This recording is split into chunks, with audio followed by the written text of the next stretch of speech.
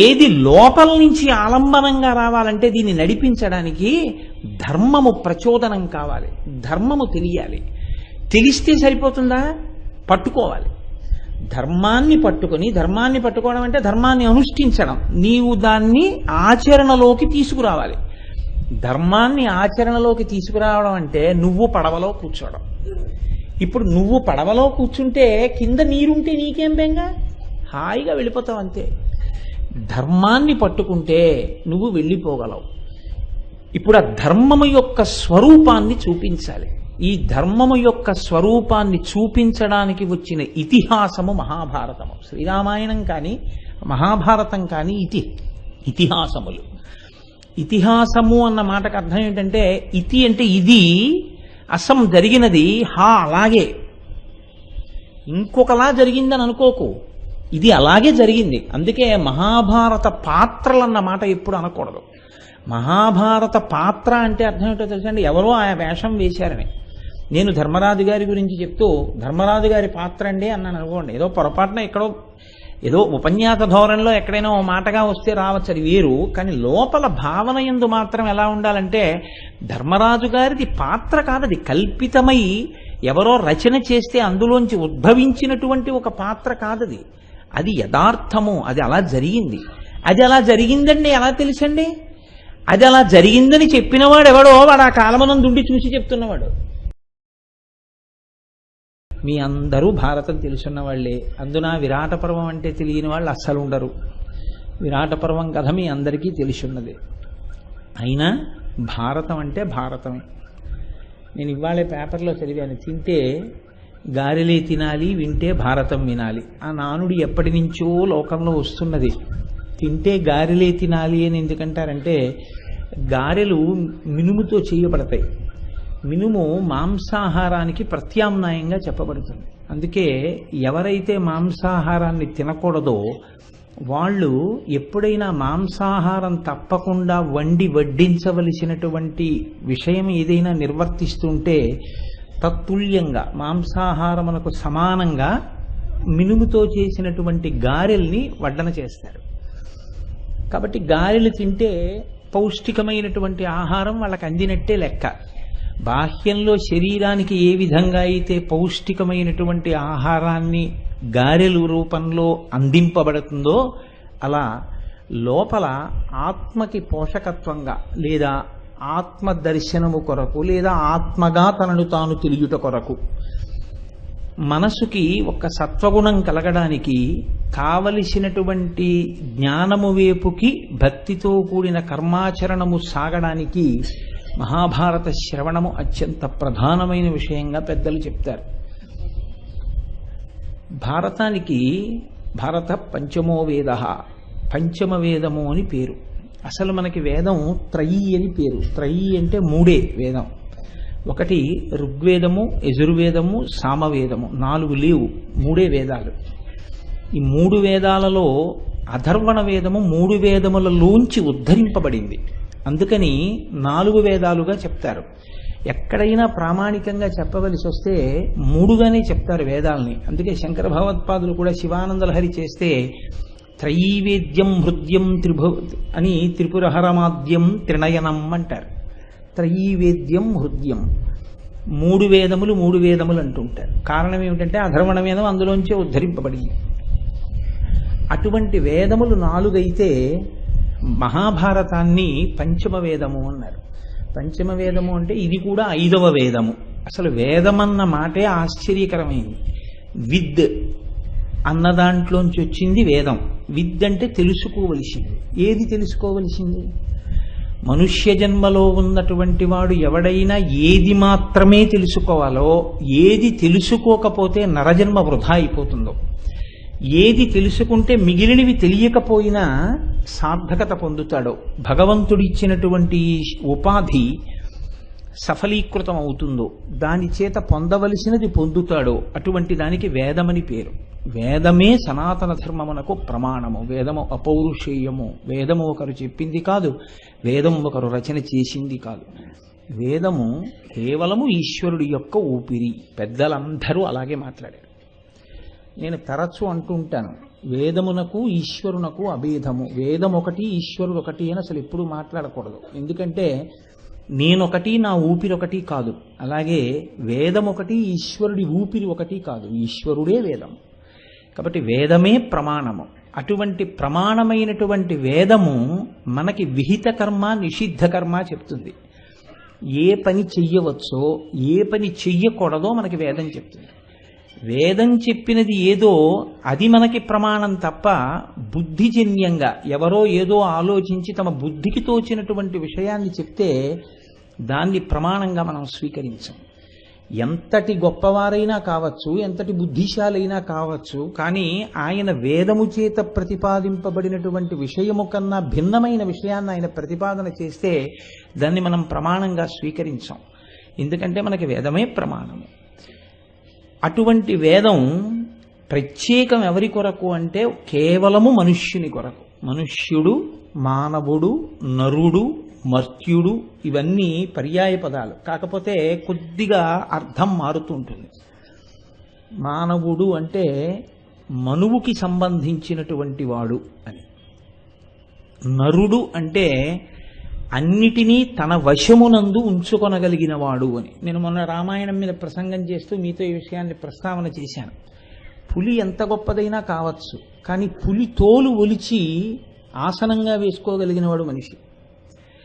ఏనుగు ఎంత గొప్పదైనా కావచ్చు, లొంగదీసి అవసరమైతే దాన్ని దంతాలు తీసి బొమ్మలు చేసుకోగలిగిన వాడు మనిషి. సముద్రం ఎంత గొప్పదైనా కావచ్చు, దాని మీద ఓడలో వెళ్ళగలిగిన వాడు మనిషి.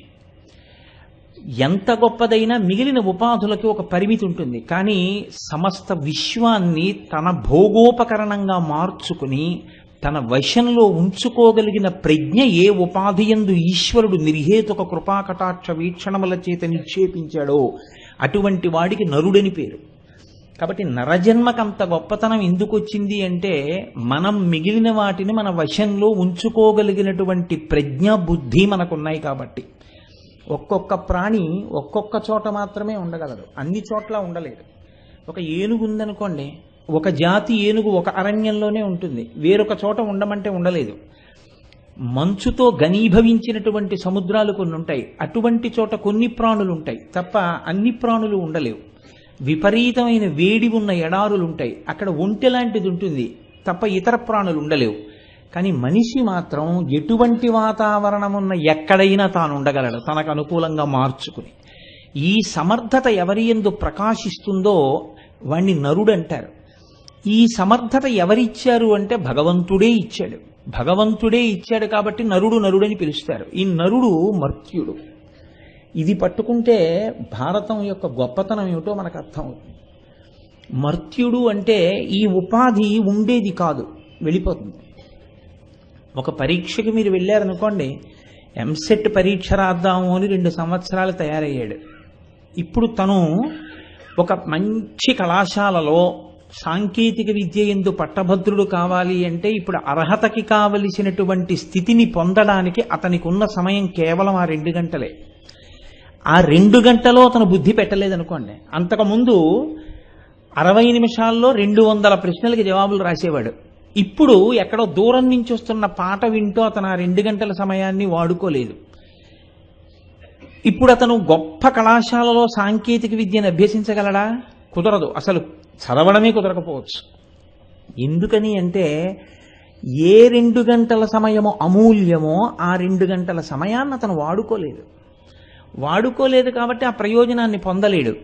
మర్త్యుడు అన్న మాటకి నరుడు అన్న మాటకి మధ్యలో ఉండే భేదం అలాగే ఉంటుంది. మర్త్యుడు అంటే ఎవ్వరికీ ఇవ్వనటువంటి ఉపాధిని నీకు ఇచ్చాడు ఈశ్వరుడు. ఇప్పుడు దీంతో ఎవరూ సాధించలేంది నువ్వు సాధించగలవు. అంటే నీవే ఈశ్వరుడవని తెలుసుకోగలవు. అద్వైతంలో కైవల్యమును పొందడం అంటే ఇక్కడే ఇప్పుడే నువ్వు జ్ఞానము చేత నీవే ఆత్మ అని తెలుసుకోవడం, జీవబ్రహ్మైక్య సిద్ధిని పొందడం. అది ఎవరు తెలుసుకోగలరు అంటే ఇతర ప్రాణులకు కుదరదు. ఆ జ్ఞానము ప్రకాశించగలిగినది కేవలము నరజన్మయంది. ఇప్పుడు ఇచ్చాడా లేదా? ఆ ఉపాధి ఇచ్చాడు, కానీ ఈ ఉపాధిని దానికి వాడుకోలేదనుకోండి, ఇతర ప్రయోజనాలకు వాడుకున్నాడు. ఇప్పుడు ఏమవుతుంది? ఈ ఉపాధి మళ్ళీ ఇస్తారని హామీ ఏమి ఉండదు మీకు. మీరు చేసిన పనులు బట్టి మళ్ళీ హీనోపాధుల్లోకి వెళ్ళిపోతాడు తప్ప మళ్ళీ నేను నరుడిగా పుడతానండి అలా ఏం హామీ ఉండదు కాబట్టే మర్త్యుడు అంటారంటే ఇచ్చిన ఈ ఉపాధి పడిపోతుంది సుమా. రామకృష్ణ పరమహంస ఒక మాట చెప్తూ ఉంటారు, దేనికి మీకింత ఆతృత అని అడిగేవారు. ప్రతిరోజు నిద్ర లేవగానే ఆయన నేలకి తల వేసి కొట్టుకుని ఏడిచేవారు. దేనికి ఏడుస్తున్నావు మామయ్య అని అడిగాడు. నా జీవిత కాలంలో ఇంకొక రోజు అయిపోయిందిరా, నాకు అమ్మవారి దర్శనం అవ్వలేదనేవారు. అటువంటి పరమహంస మహాపురుషుడు అమ్మవారి అనుగ్రహంతో ఆ జ్ఞానసిద్ధిని పొంది ప్రకాశించిన తరువాత వారు ఒక మాట చెప్తూ ఉండేవారు. ఒక నీటి ఒడ్డున, ఒక నది ఒడ్డున ఒక వ్యక్తి నిలబడి ఉన్నాడు. అతని దగ్గర ఒక మంచి పడవ ఉంది. ఎవరో వచ్చి చెప్పారు, 2 గంటల సమయం ఉంది, పైన ఎగువన విపరీతమైన వర్షాలు పడ్డాయి, ఆనకట్ట తలుపులు ఎత్తేశారు, వరద నీరు వచ్చేస్తోంది, 2 గంటలలో మీరు కానీ నదిని దాటి అదిగో అవతల ఒడ్డుకి వెళ్ళిపోకపోతే ఇక మీరు ఈ నదిని దాటలేరు. ఆ తర్వాత ఇక వరద వచ్చేస్తుంది. వరద వచ్చేసిందా, మీరు దాటడానికి ఏది మీకు ఉపకరణమో ఆ పడవ అక్కడ ఉంటుందని నమ్మకం లేదు. వరదలో పడవ కూడా కొట్టుకెళ్ళిపోతుంది. పడవ కొట్టుకెళ్ళిపోకుండా ఎప్పుడు ఉపయోగపడుతుంది? ఆ వరద రాకముందే. మీరు పడవని నీటి యందు నడపగలరు. ఇప్పుడు మీరు గబగబా పడవెక్కి వెళ్ళిపోండి అన్నారు. ఓ 10 మంది ఏం చేశారంటే గబగబా తమ పడవలెక్కి అన్ని పనులు విడిచిపెట్టేసి ముందు పడవలో ఆవలి ఒడ్డుకు వెళ్ళిపోయారు. ఇంకో కొంతమంది ఏం చేశారంటే చెప్పారు, పడవ అన్నది ఉన్న తర్వాత ఎందుకు దాటగలం అని చెప్పి ఏవో ఇతర పనులు చూసుకుందాం అని చెప్పి ఇతర విషయాలు చూశారు. ఈలోగా వరద వచ్చేసింది. వరద వచ్చేసిన తర్వాత పడవ ఉంటుందా అక్కడ? అసలు పడవే లేదు కాబట్టి ఇప్పుడు దాటడం అన్న సమస్య ఉంటుందా? లేదు కాబట్టి ఇప్పుడు ఆ వ్యక్తి ఏమై ఉంటాడు అన్న దాని గురించి నేను మీరు చెప్పక్కర్లేదు. ఈ ఉపాధి కూడా అంతే. అది మర్త్యుడన్న శబ్దం ఎందుకు వేస్తారంటే సంస్కృత భాషకున్న గొప్పతనం అదే. వేదం సంస్కృతంలో చెప్పడానికి, చాలా గొప్ప విషయాలన్నీ సంస్కృత భాషలో చెప్పడానికి కారణం అదే. అది సంస్కరింపబడిన భాష. అది భావాన్ని ఖచ్చితంగా వ్యక్తం చేస్తుంది. అందులో ఈ మర్త్యుడు అంటే ఈ ఉపాధి ఉంటుందని నమ్మకం, లేదా మళ్ళీ ఇదే వస్తుందని నమ్మకం. ఒక్కసారి ఇందులోంచి విడిపోయావో ఇక మళ్ళీ ఇలాంటిదే వస్తుందని నమ్మకం లేదు. ఇందులో ఉన్నాను కదా అని ఎప్పుడూ ఉండిపోతానని అనుకోకు. ఇవాళ వచ్చిన అవకాశం రేపు వస్తుందని అనుకోకు. అలా రావాలని లేదు. ఎప్పటి అవకాశం అప్పుడే, అంతే. కాబట్టి జార విడిచేసుకున్నావో ఏమో, ఇక నువ్వు పొందవో, ఏదో పని చూసి వచ్చి నద్దాటుదాం అనుకున్నవాడివి. కాబట్టి నీవు నరుడవు కావాలంటే, అంటే నీవు అన్నిటినీ నీ వశంలో ఉంచుకోవడం అంటే వ్యామోహాన్ని కూడా వశం చేసుకుని నీవు నదిని దాటే ప్రయత్నం చెయ్యాలి. సంసారం అనేటటువంటి ప్రవాహమును దాటాలి. అలా దాటడానికి ఈ ఉపాధిని ఈశ్వరుడు ఇచ్చాడు. ఇతర ఉపాధులకి ఇది కుదరదు. మహాభారతం మీద ప్రసంగాలు అవుతున్నాయి అని అన్నారనుకోండి, ఎవరొస్తారు? మహాభారతం మీద ప్రసంగాలు అవుతున్నాయి అని కట్టినటువంటి బోర్డులు ఎవరి కోసం? ఊళ్ళో కుక్కల కోసం, ఊళ్ళో కాకుల కోసం కట్టరు. ఎవరి కోసం కట్టించుంటారు గోపాలకృష్ణ గారు అంటే కేవలం మనుష్యుల కోసమే నేను అనుకుంటున్నాను. నా భావన తప్పని నేనేం అనుకోవట్లేదు కదా, కేవలం మనుష్యుల కొరకే. అంటే ఇప్పుడు మీరు ఆలోచించండి, ధరించడానికి అవకాశం ఉన్నటువంటి ఉపాధి ఎవరికి ఇవ్వబడిందో వాళ్ళకి మాత్రమే వీటి గురించి చెప్తే ఉపయోగించుకుంటారు. లేనివాడికి ఉపయోగించుకోవడానికి అవకాశం ఏముందండి? అసలు దాని గురించి చెప్పి ఉపయోగం ఏముంటుంది? ఇప్పుడు దాన్ని ఉపయోగించుకోలేదు, ఏమవుతావు? మర్త్యుడు అవుతావు. పోతుంది ఈ ఉపాధి. మళ్ళీ ఈ ఉపాధి వస్తుందని నమ్మకం లేదు. అయితే తరించడానికి భారతం ఏం చెప్తుందండి మాకు అంటే, ఎప్పుడైనా జ్ఞాపకం పెట్టుకోండి, శ్రీరామాయణం చెప్పిన, భాగవతం చెప్పిన, భారతం చెప్పిన, వేదం చెప్పిన, సనాతన ధర్మమునందు ఏది చెప్పినా దాని పేరే అది. చివర ధర్మమే చెప్తుంది. ధర్మమే అంటే అదే పడవ. ధ్రియతేవా జనైరితి ధర్మం అంటుంది అమరకోశం. మీరు ఏది పట్టుకుంటే దాటతారో అది మీకు చెప్పాలి. ఏమంటే మీకు 1,00,000 రూపాయలు ఇస్తానండి, మీరేం బెంగెట్టుకోకండి, నది దాటేద్దరుగానంటే ఎలా దాటేస్తారు? 1,00,000 రూపాయలు ఇస్తే దాటేస్తారా? కుదరదు.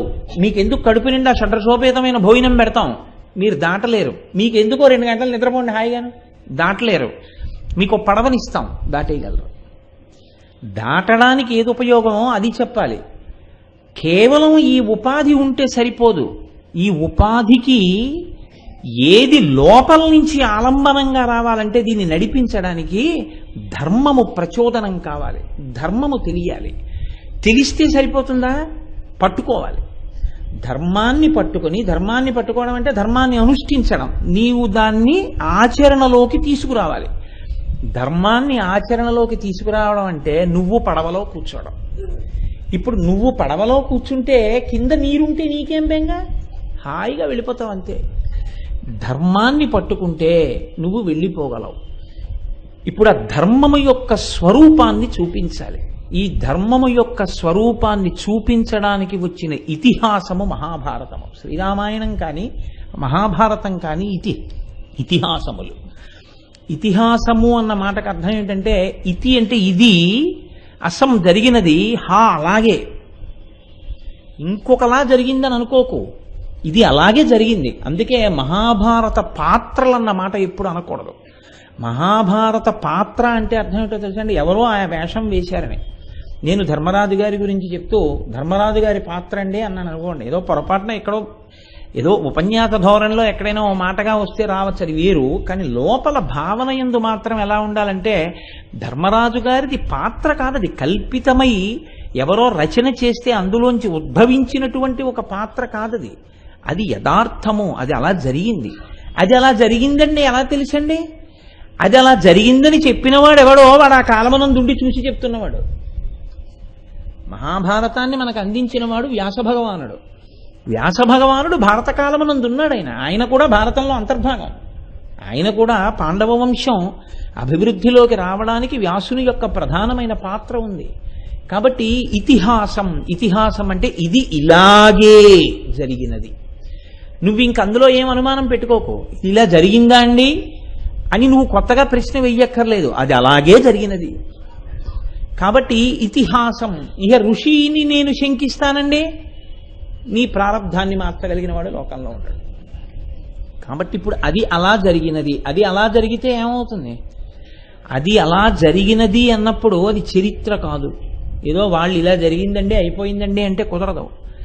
వాళ్ళు అలా చేస్తే ఏమైందో, ఎవరి అండ కలిగిందో, ఎవరి అండ దొరకలేదో, దొరకకపోతే ఏమయ్యారో, దొరికితే ఏమయ్యారో, ఏది పట్టుకుంటే వృద్ధిలోకి వచ్చారో, ఏది పట్టుకుంటే పాడైపోయారో మీకు బోధ జరుగుతుంది. అందులో కేవలము జరుగుతున్నటువంటి సంఘటనలని చెప్పినప్పుడు మీరు పట్టుకోలేరేమోనని పెద్దలైనటువంటి మహాపురుషులు శరీరాన్ని విడిచిపెట్టేశారనుకోండి, బోధ దొరకదు మీకు.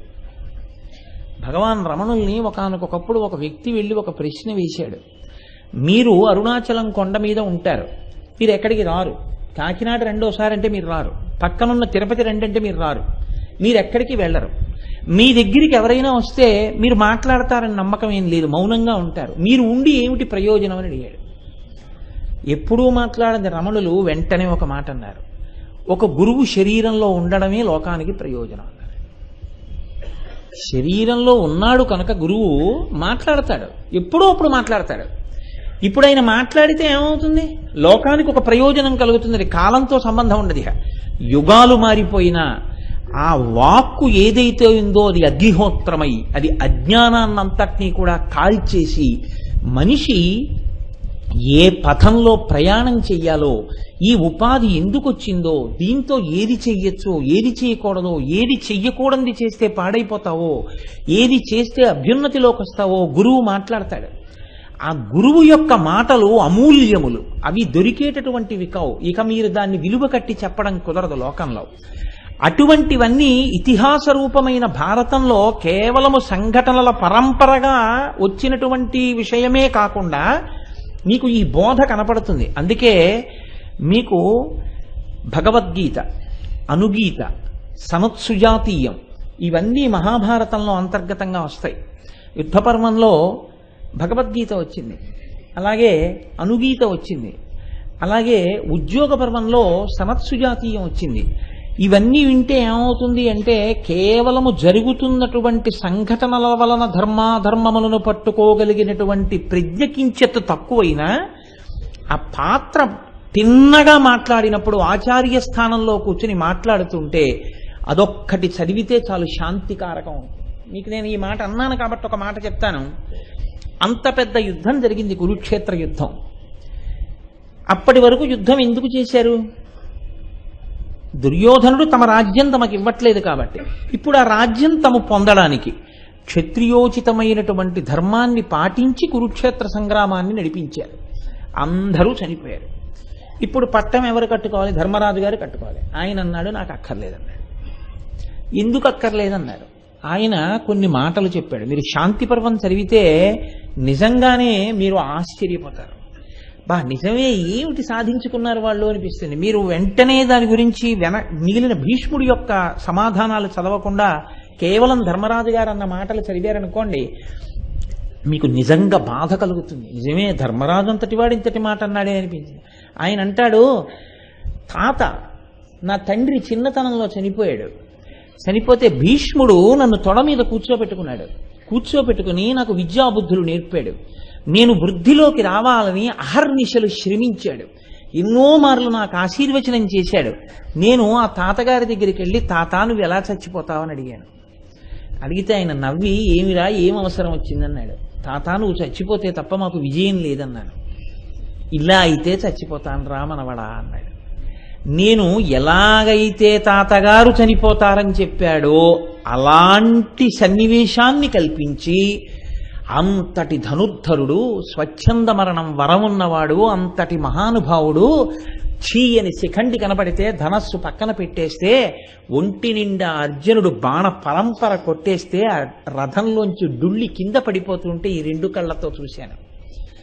తన కొడుకు అశ్వత్థామకి కూడా చెప్పనటువంటి అస్త్రరహస్యాలన్నీ మాకు నేర్పి, వీళ్ళు వృద్ధిలోకి రావాలని నిరంతరం మా గురించి ఆకాంక్షించి, ఒక్కొక్క సందర్భంలో దుర్యోధనుడు ఎగతాళి చేసినా, నిందించినా, మీరు పాండవ పక్షపాతులు వెనక్కి పొండని అన్నా కూడా మా యందు అవ్యాజమైన ప్రేమ కనపరిచినటువంటి గురువు గారు వేరొకటి మాట నమ్మడు కనుక, ఏమిరా అశ్వత్థామకేమైందని నన్ను అడిగితే, అశ్వత్థామ హతః కుంజరః అని చెప్పాను. నా మాట నమ్మి గురువుగారు ధనస్సు వదిలేశాడు. వదిలేస్తే గురువుగారిని బాణాలతో కొట్టి కింద పడేశాడు. ద్రౌపది మా 5 భర్తల్ని సేవించింది. అటువంటి ద్రౌపదికి పుట్టినటువంటి ఉపపాండవులందరూ ఒక్క రాత్రిలో మరణించారు. నాకన్నా ముందు పుట్టినటువంటి వాడు నా అన్న కర్ణుడు, ఆయన రాజ్యం చేస్తే ఆయన పాదాల దగ్గర కూర్చోవలసిన వాణ్ణి, ఆయన నా అన్నా అని తెలియక రథచక్రం భూమిలోకి కుంగిపోతే పైకెత్తలేక సతమతం అవుతుంటే ఆ కర్ణుడి మీద బాణాలు పెట్టి కొట్టించి నెత్తుటి ధారలలో కర్ణుడు భూమి మీద పడి శరీరాన్ని విడిచిపెడితే ఈ 2 కన్నులతో చూశాను. ఇన్ని చేసి ఇప్పుడు ఈ సింహాసనం మీద కూర్చుని నేను పరిపాలన చేయనా? దేని కొరకు? ఎవరు సంతోషించాలి? తాతగారున్నారా సంతోషించడానికి? నేను నమస్కారం చేయడానికి గురువుగారు ద్రోణుడున్నాడా? నాకు ముందు పుట్టిన అన్నగారున్నాడా? నా కడుపున పుట్టిన బిడ్డలున్నారా? ఆఖరికి అర్జునుడు ఎక్కడో దూరంగా ఉన్నాడని పద్మవ్యూహంలోంచి బయటికి రావడం చేతకాక చిన్న పిల్లవాడు అభిమన్యుణ్ణి పంపిస్తే అందరూ కలిపి చంపేస్తే, తమ్ముడి కొడుకు తన కొడుకుతో సమానం అభిమన్యుడు చనిపోతే చూస్తూ ఊరుకోవలసి వచ్చింది. ఇంతటి నెత్తుటి కూడు నాకెందుకు ఈ రాజ్యం, నాకు వద్దన్నాడు. బాగా గమనించండి, ఇప్పుడు ధర్మరాజు మనస్సు అగ్నిహోత్రం రగిలిపోతోంది. ఆయన అనవసరపు మాట మాట్లాడు. ధర్మరాజు మాట అంటే మహాభారతంలో అత్యద్భుతం. అసలు ఆ మాట చాలు మహానుభావుడిది. అటువంటి ధర్మరాజు గారు ఇంత బాధపడ్డాడు. అప్పుడు కృష్ణ భగవానుడు అన్నాడు, రేపటి రోజున ఒక్కసారి భీష్ముడి దగ్గరికి తీసుకెడతాను, ఆయన మాట్లాడతాడయ్యా అన్నాడు. మరునాడు ఉదయం కృష్ణ పరమాత్మ దగ్గరికి ధర్మరాజు వచ్చాడు తీసుకెళ్ళమని. కృష్ణ పరమాత్మ ధ్యానమగ్నుడై ఉన్నారు. లోకమంతా ఆయన గురించి ధ్యానం చేస్తుంటే ఇప్పుడు ఈయన ధ్యానం చేస్తున్నారు. ధర్మరాజు కాసేపు నిశ్శబ్దంగా ఉండి ఆయనతో అన్నాడు. ధర్మరాజుకి కొంచెం పాపం కాస్త ప్రవర్తన తెలుసు కాబట్టి ఆయన పూజ చేసుకునే వేళ అని తెలిసి ఆ సమయానికే ఇంటికి వెళ్ళడం, ఆయన సాయంకాలం సంధ్యావందనం చేసుకునే సమయం అని తెలిసి అప్పుడే ఇంటికి వెళ్ళి కూర్చోవడం, అలా చేయకుండా ఆయన ధ్యానం చేసుకుంటున్నాడు అని ఊరుకున్నాడు. ఊరుకుంటే కృష్ణ పరమాత్మ ధ్యానము నుంచి బహిర్ముఖుడయ్యాడు. బహిర్ముఖుడై బయలుదేరదామా ధర్మరాజా అన్నాడు. అంటే ఇప్పటి వరకు మీరెవరి గురించి ధ్యానం చేస్తున్నారన్నాడు. భీష్మాచార్యుల వారు అంపశయ్య మీద పడుకుని ఉన్నారు. ఆ మహానుభావుడు నా గురించి ధ్యానం చేస్తున్నాడు. నేను ఆయనని ఆ ధ్యానంలో నన్ను దర్శనం చేస్తున్నటువంటి భీష్ముణ్ణి చూస్తున్నానన్నాడు. పద అని తీసుకెళ్ళాడు. వరాలు ఇచ్చాడండి భీష్ముడికి. శాంతి పర్వంలో మాట్లాడమంటే భీష్ముడు అన్నాడు, మహానుభావ, లోకమంతా నీ మాట వింటుంది, భగవద్గీత చెప్పిన వాడివి నువ్వు, జగదాచార్యుడు నువ్వు, కృష్ణం వందే జగద్గురుం. అటువంటి నువ్వున్నావు, నీ మాటలు వినాలని నేనున్నాను. నువ్వు మాట్లాడడం మానేసి నన్ను మాట్లాడమంటావు, నేనేం మాట్లాడనన్నాడు. అంటే కృష్ణుడు అన్నాడు, మాట్లాడే మాట నువ్వు మాట్లాడుతున్నది కాదు, నేనే నీలోంచి మాట్లాడుతున్నాను. ఎందుకు మాట్లాడుతున్నానో తెలుసా? నేను మాట్లాడలేక కాదు, ఎవరి యొక్క మాట చేత కీర్తి శాశ్వతంగా కాలంతో సంబంధం లేకుండా వాళ్ళ పేరు లోకంలో ఉండిపోవాలని నేను అనుకుంటానో అటువంటి వారిలోకి ప్రవేశించి వారి శరీరంలోంచి నేను మాట్లాడతాను. అప్పుడు వారి పేరు చిరస్థాయిగా లోకంలో ఉండిపోతుంది. ఆయన మాట్లాడాడంటారు. ఆయన మాట్లాడాడన్న కీర్తిని ఆయనకి శాశ్వతంగా కట్టబెట్టడం కోసం నేను ఇటువంటి పని చేస్తూ ఉంటాను. ఇప్పుడు నేను నిన్ను అలా అనుగ్రహించాలనుకుంటున్నాను. నీకు ఏ విధమైనటువంటి ఇబ్బంది కలగడం కానీ, శారీరక బాధ కలగడం కానీ నీకు లేకుండా నేను వరమిస్తున్నాను. నీవిప్పుడు ఉపదేశం చెయ్యి అన్నాడు. అంటే మహానుభావుడు భీష్ముడు శాంతి పర్వంలో ఎన్ని ఉపదేశాలు చేస్తాడు. ఆయన మాటలు విన్న తర్వాత ధర్మరాజుకి మనశ్శాంతి కలిగింది. అప్పుడు పదండి పట్టాభిషేకం చేసుకుంటానన్నాడు. నేను మీతో ఎందుకు ఇది ప్రస్తావన చేశానంటే, మనిషి అపారమైన అశాంతిలో అయోమయంలో ఉన్నప్పుడు మార్గనిర్దేశకత్వం చెయ్యగలిగినది ఏది అంటే కేవలం పెద్దల మాటలు మాత్రమే. ఆ పెద్దల మాట అన్నది అసలు వినడం రాలేదనుకోండి, ఎంత గొప్ప ఉపాధి ఈశ్వరుడిస్తే మాత్రం ఉపయోగం ఏముంటుందండి? వినని దానికి అసలు ఏం తెలుస్తుంది అనుష్ఠించడం? వినడం అంటూ జరిగితే ఒకటి కాకపోతే ఒకటి అనుష్ఠిస్తారు ఏదో ఒకనాడు. కాబట్టి భగవద్గీత చెప్పాడు కాబట్టి కదా అర్జునుడు మళ్ళీ యుద్ధం చేశాడు.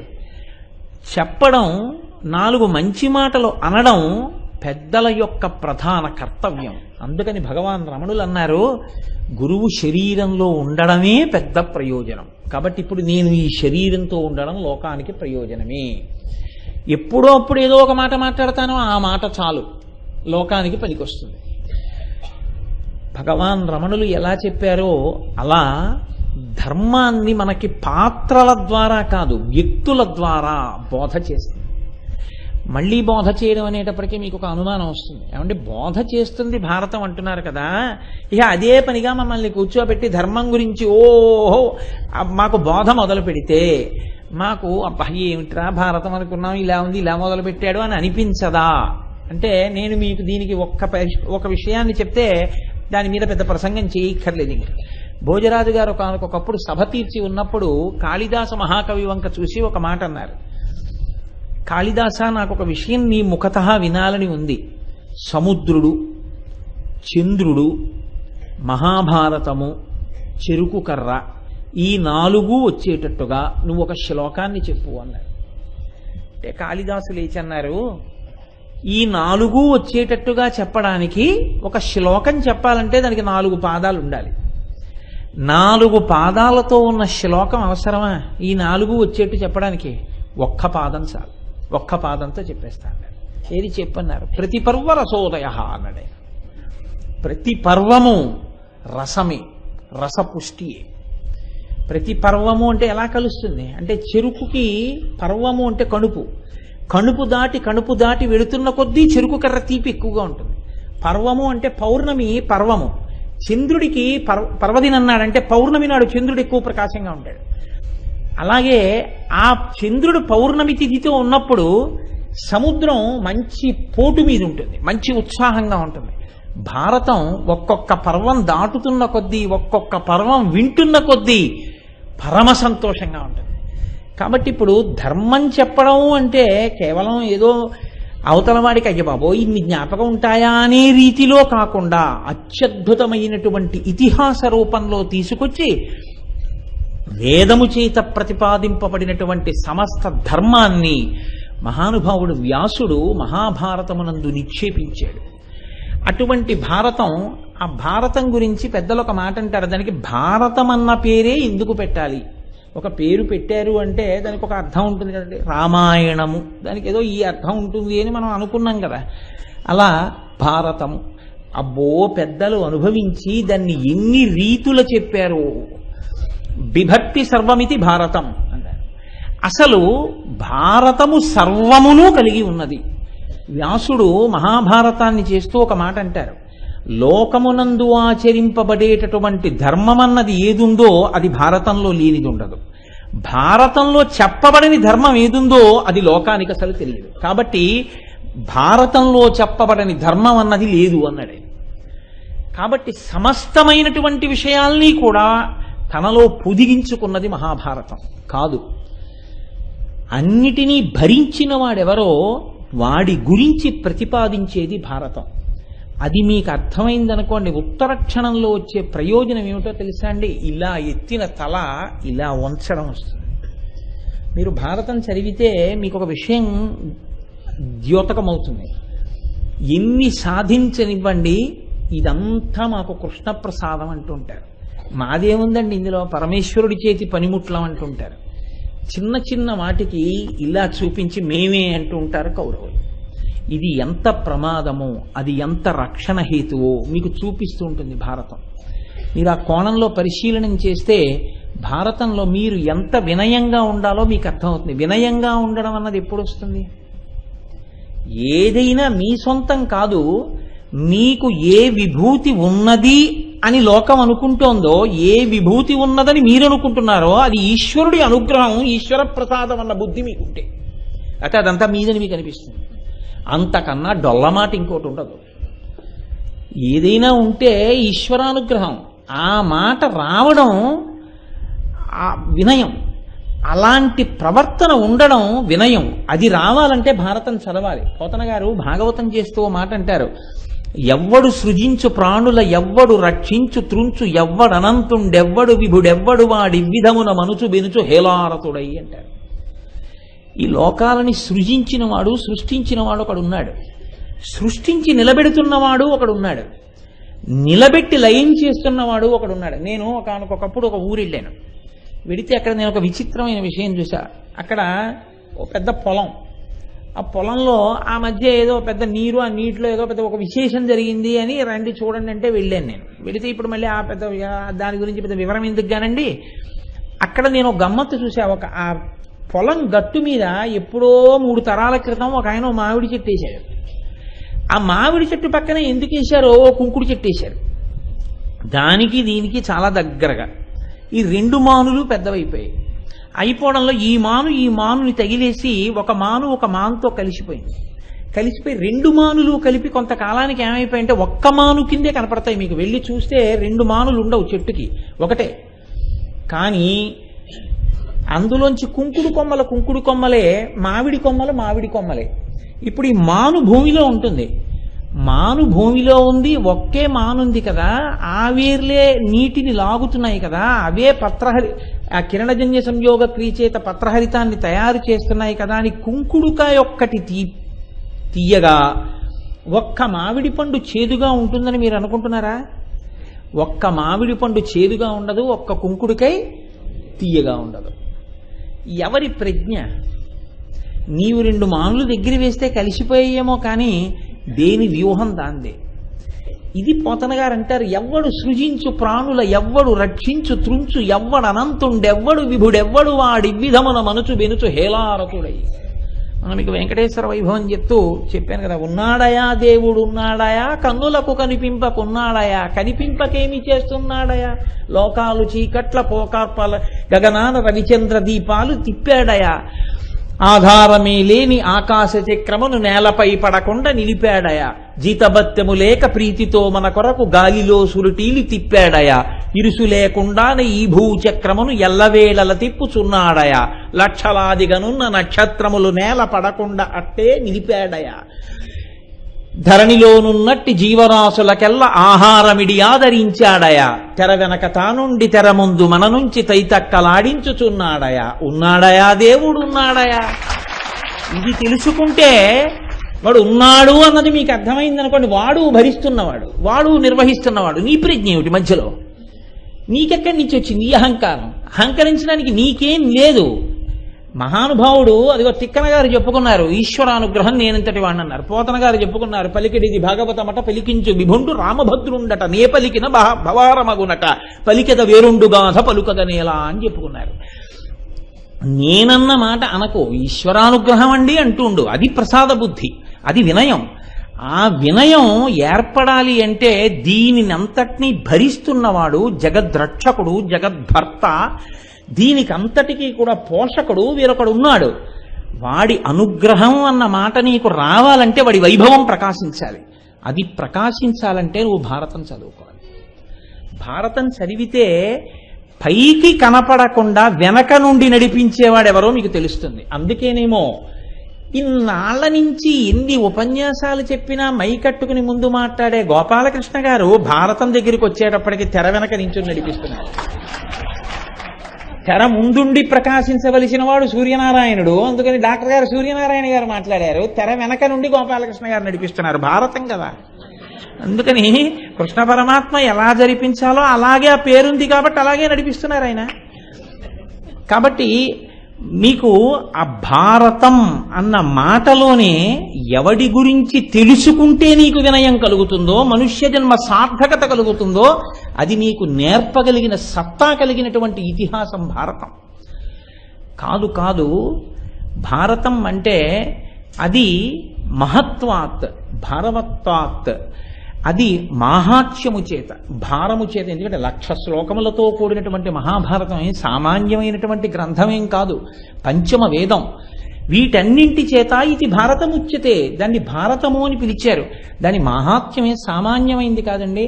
కలియుగంలో కలిపురుషుడి యొక్క దోషం నశించాలంటే ప్రధానంగా ఏది చదువుకోవాలి అని అడిగారు. నలదమయంతుల చరిత్ర చదవాలి. నలదమయంతుల చరిత్ర భారతాంతర్గతం, భారతంలో ఉంది.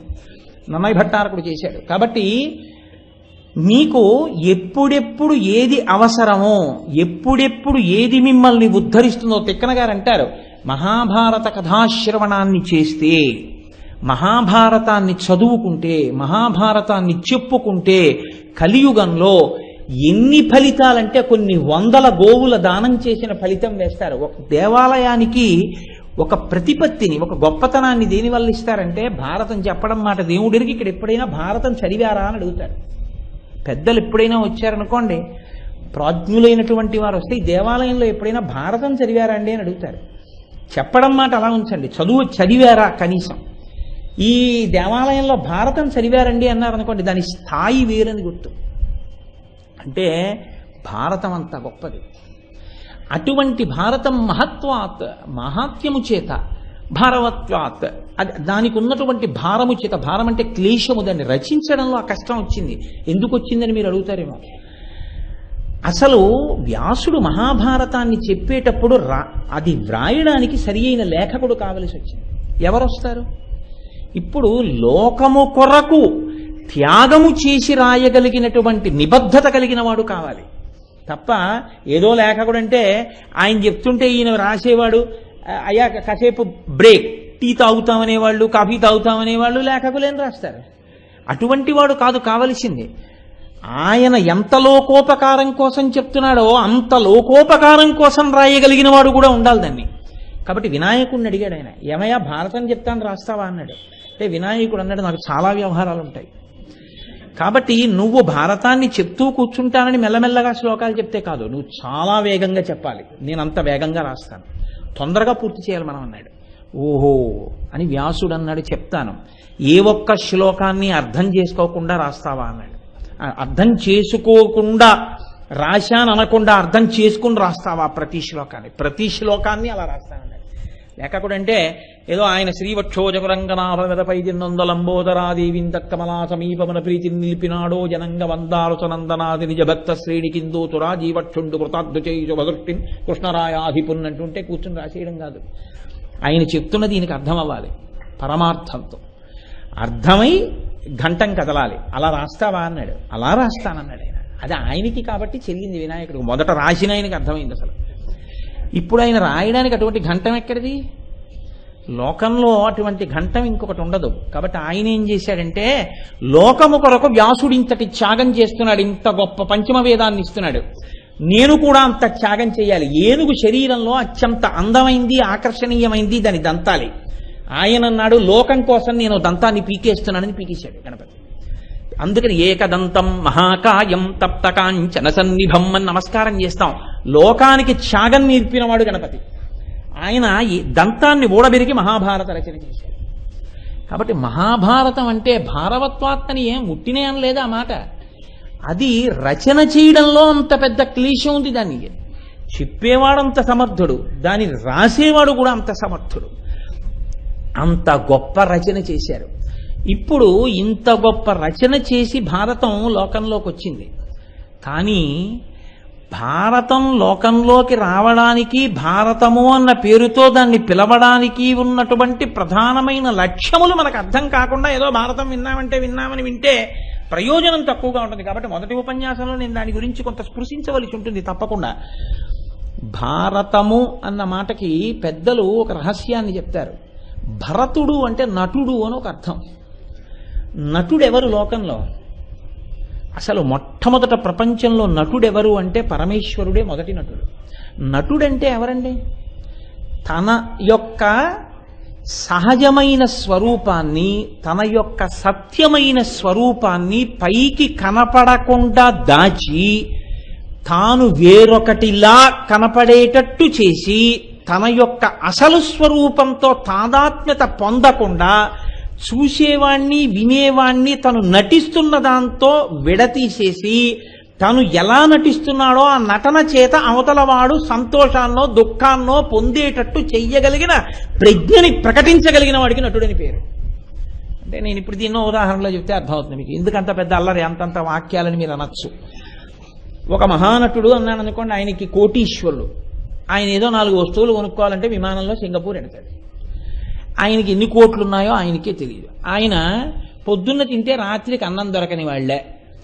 ఆఖరికి వెళ్ళి ఎవరో ఒక ఎంగిలి విస్తరాకు గోడ నుంచి బయట పారేస్తే ఆకలికి తాళలేక ఇంకా వెళ్ళి ఆ విస్తరాకులో ఉండిపోయిన 4 మెతుకులు తిందామని పెంట కుప్ప మీదకి ఎగబడితే కుక్కలు కలియబడి ఆయనని కరిచేసినట్టు, నెత్తురు కారుతూ ఏడుస్తూ అన్నం లేక స్పృహ తప్పి పడిపోయినట్టు మనం గబగబా 50 రూపాయలు టిక్కెట్ పెట్టుకుని జేబు రుమాళ్ళు తీసి కళ్ళు ఒత్తేసుకుంటాం.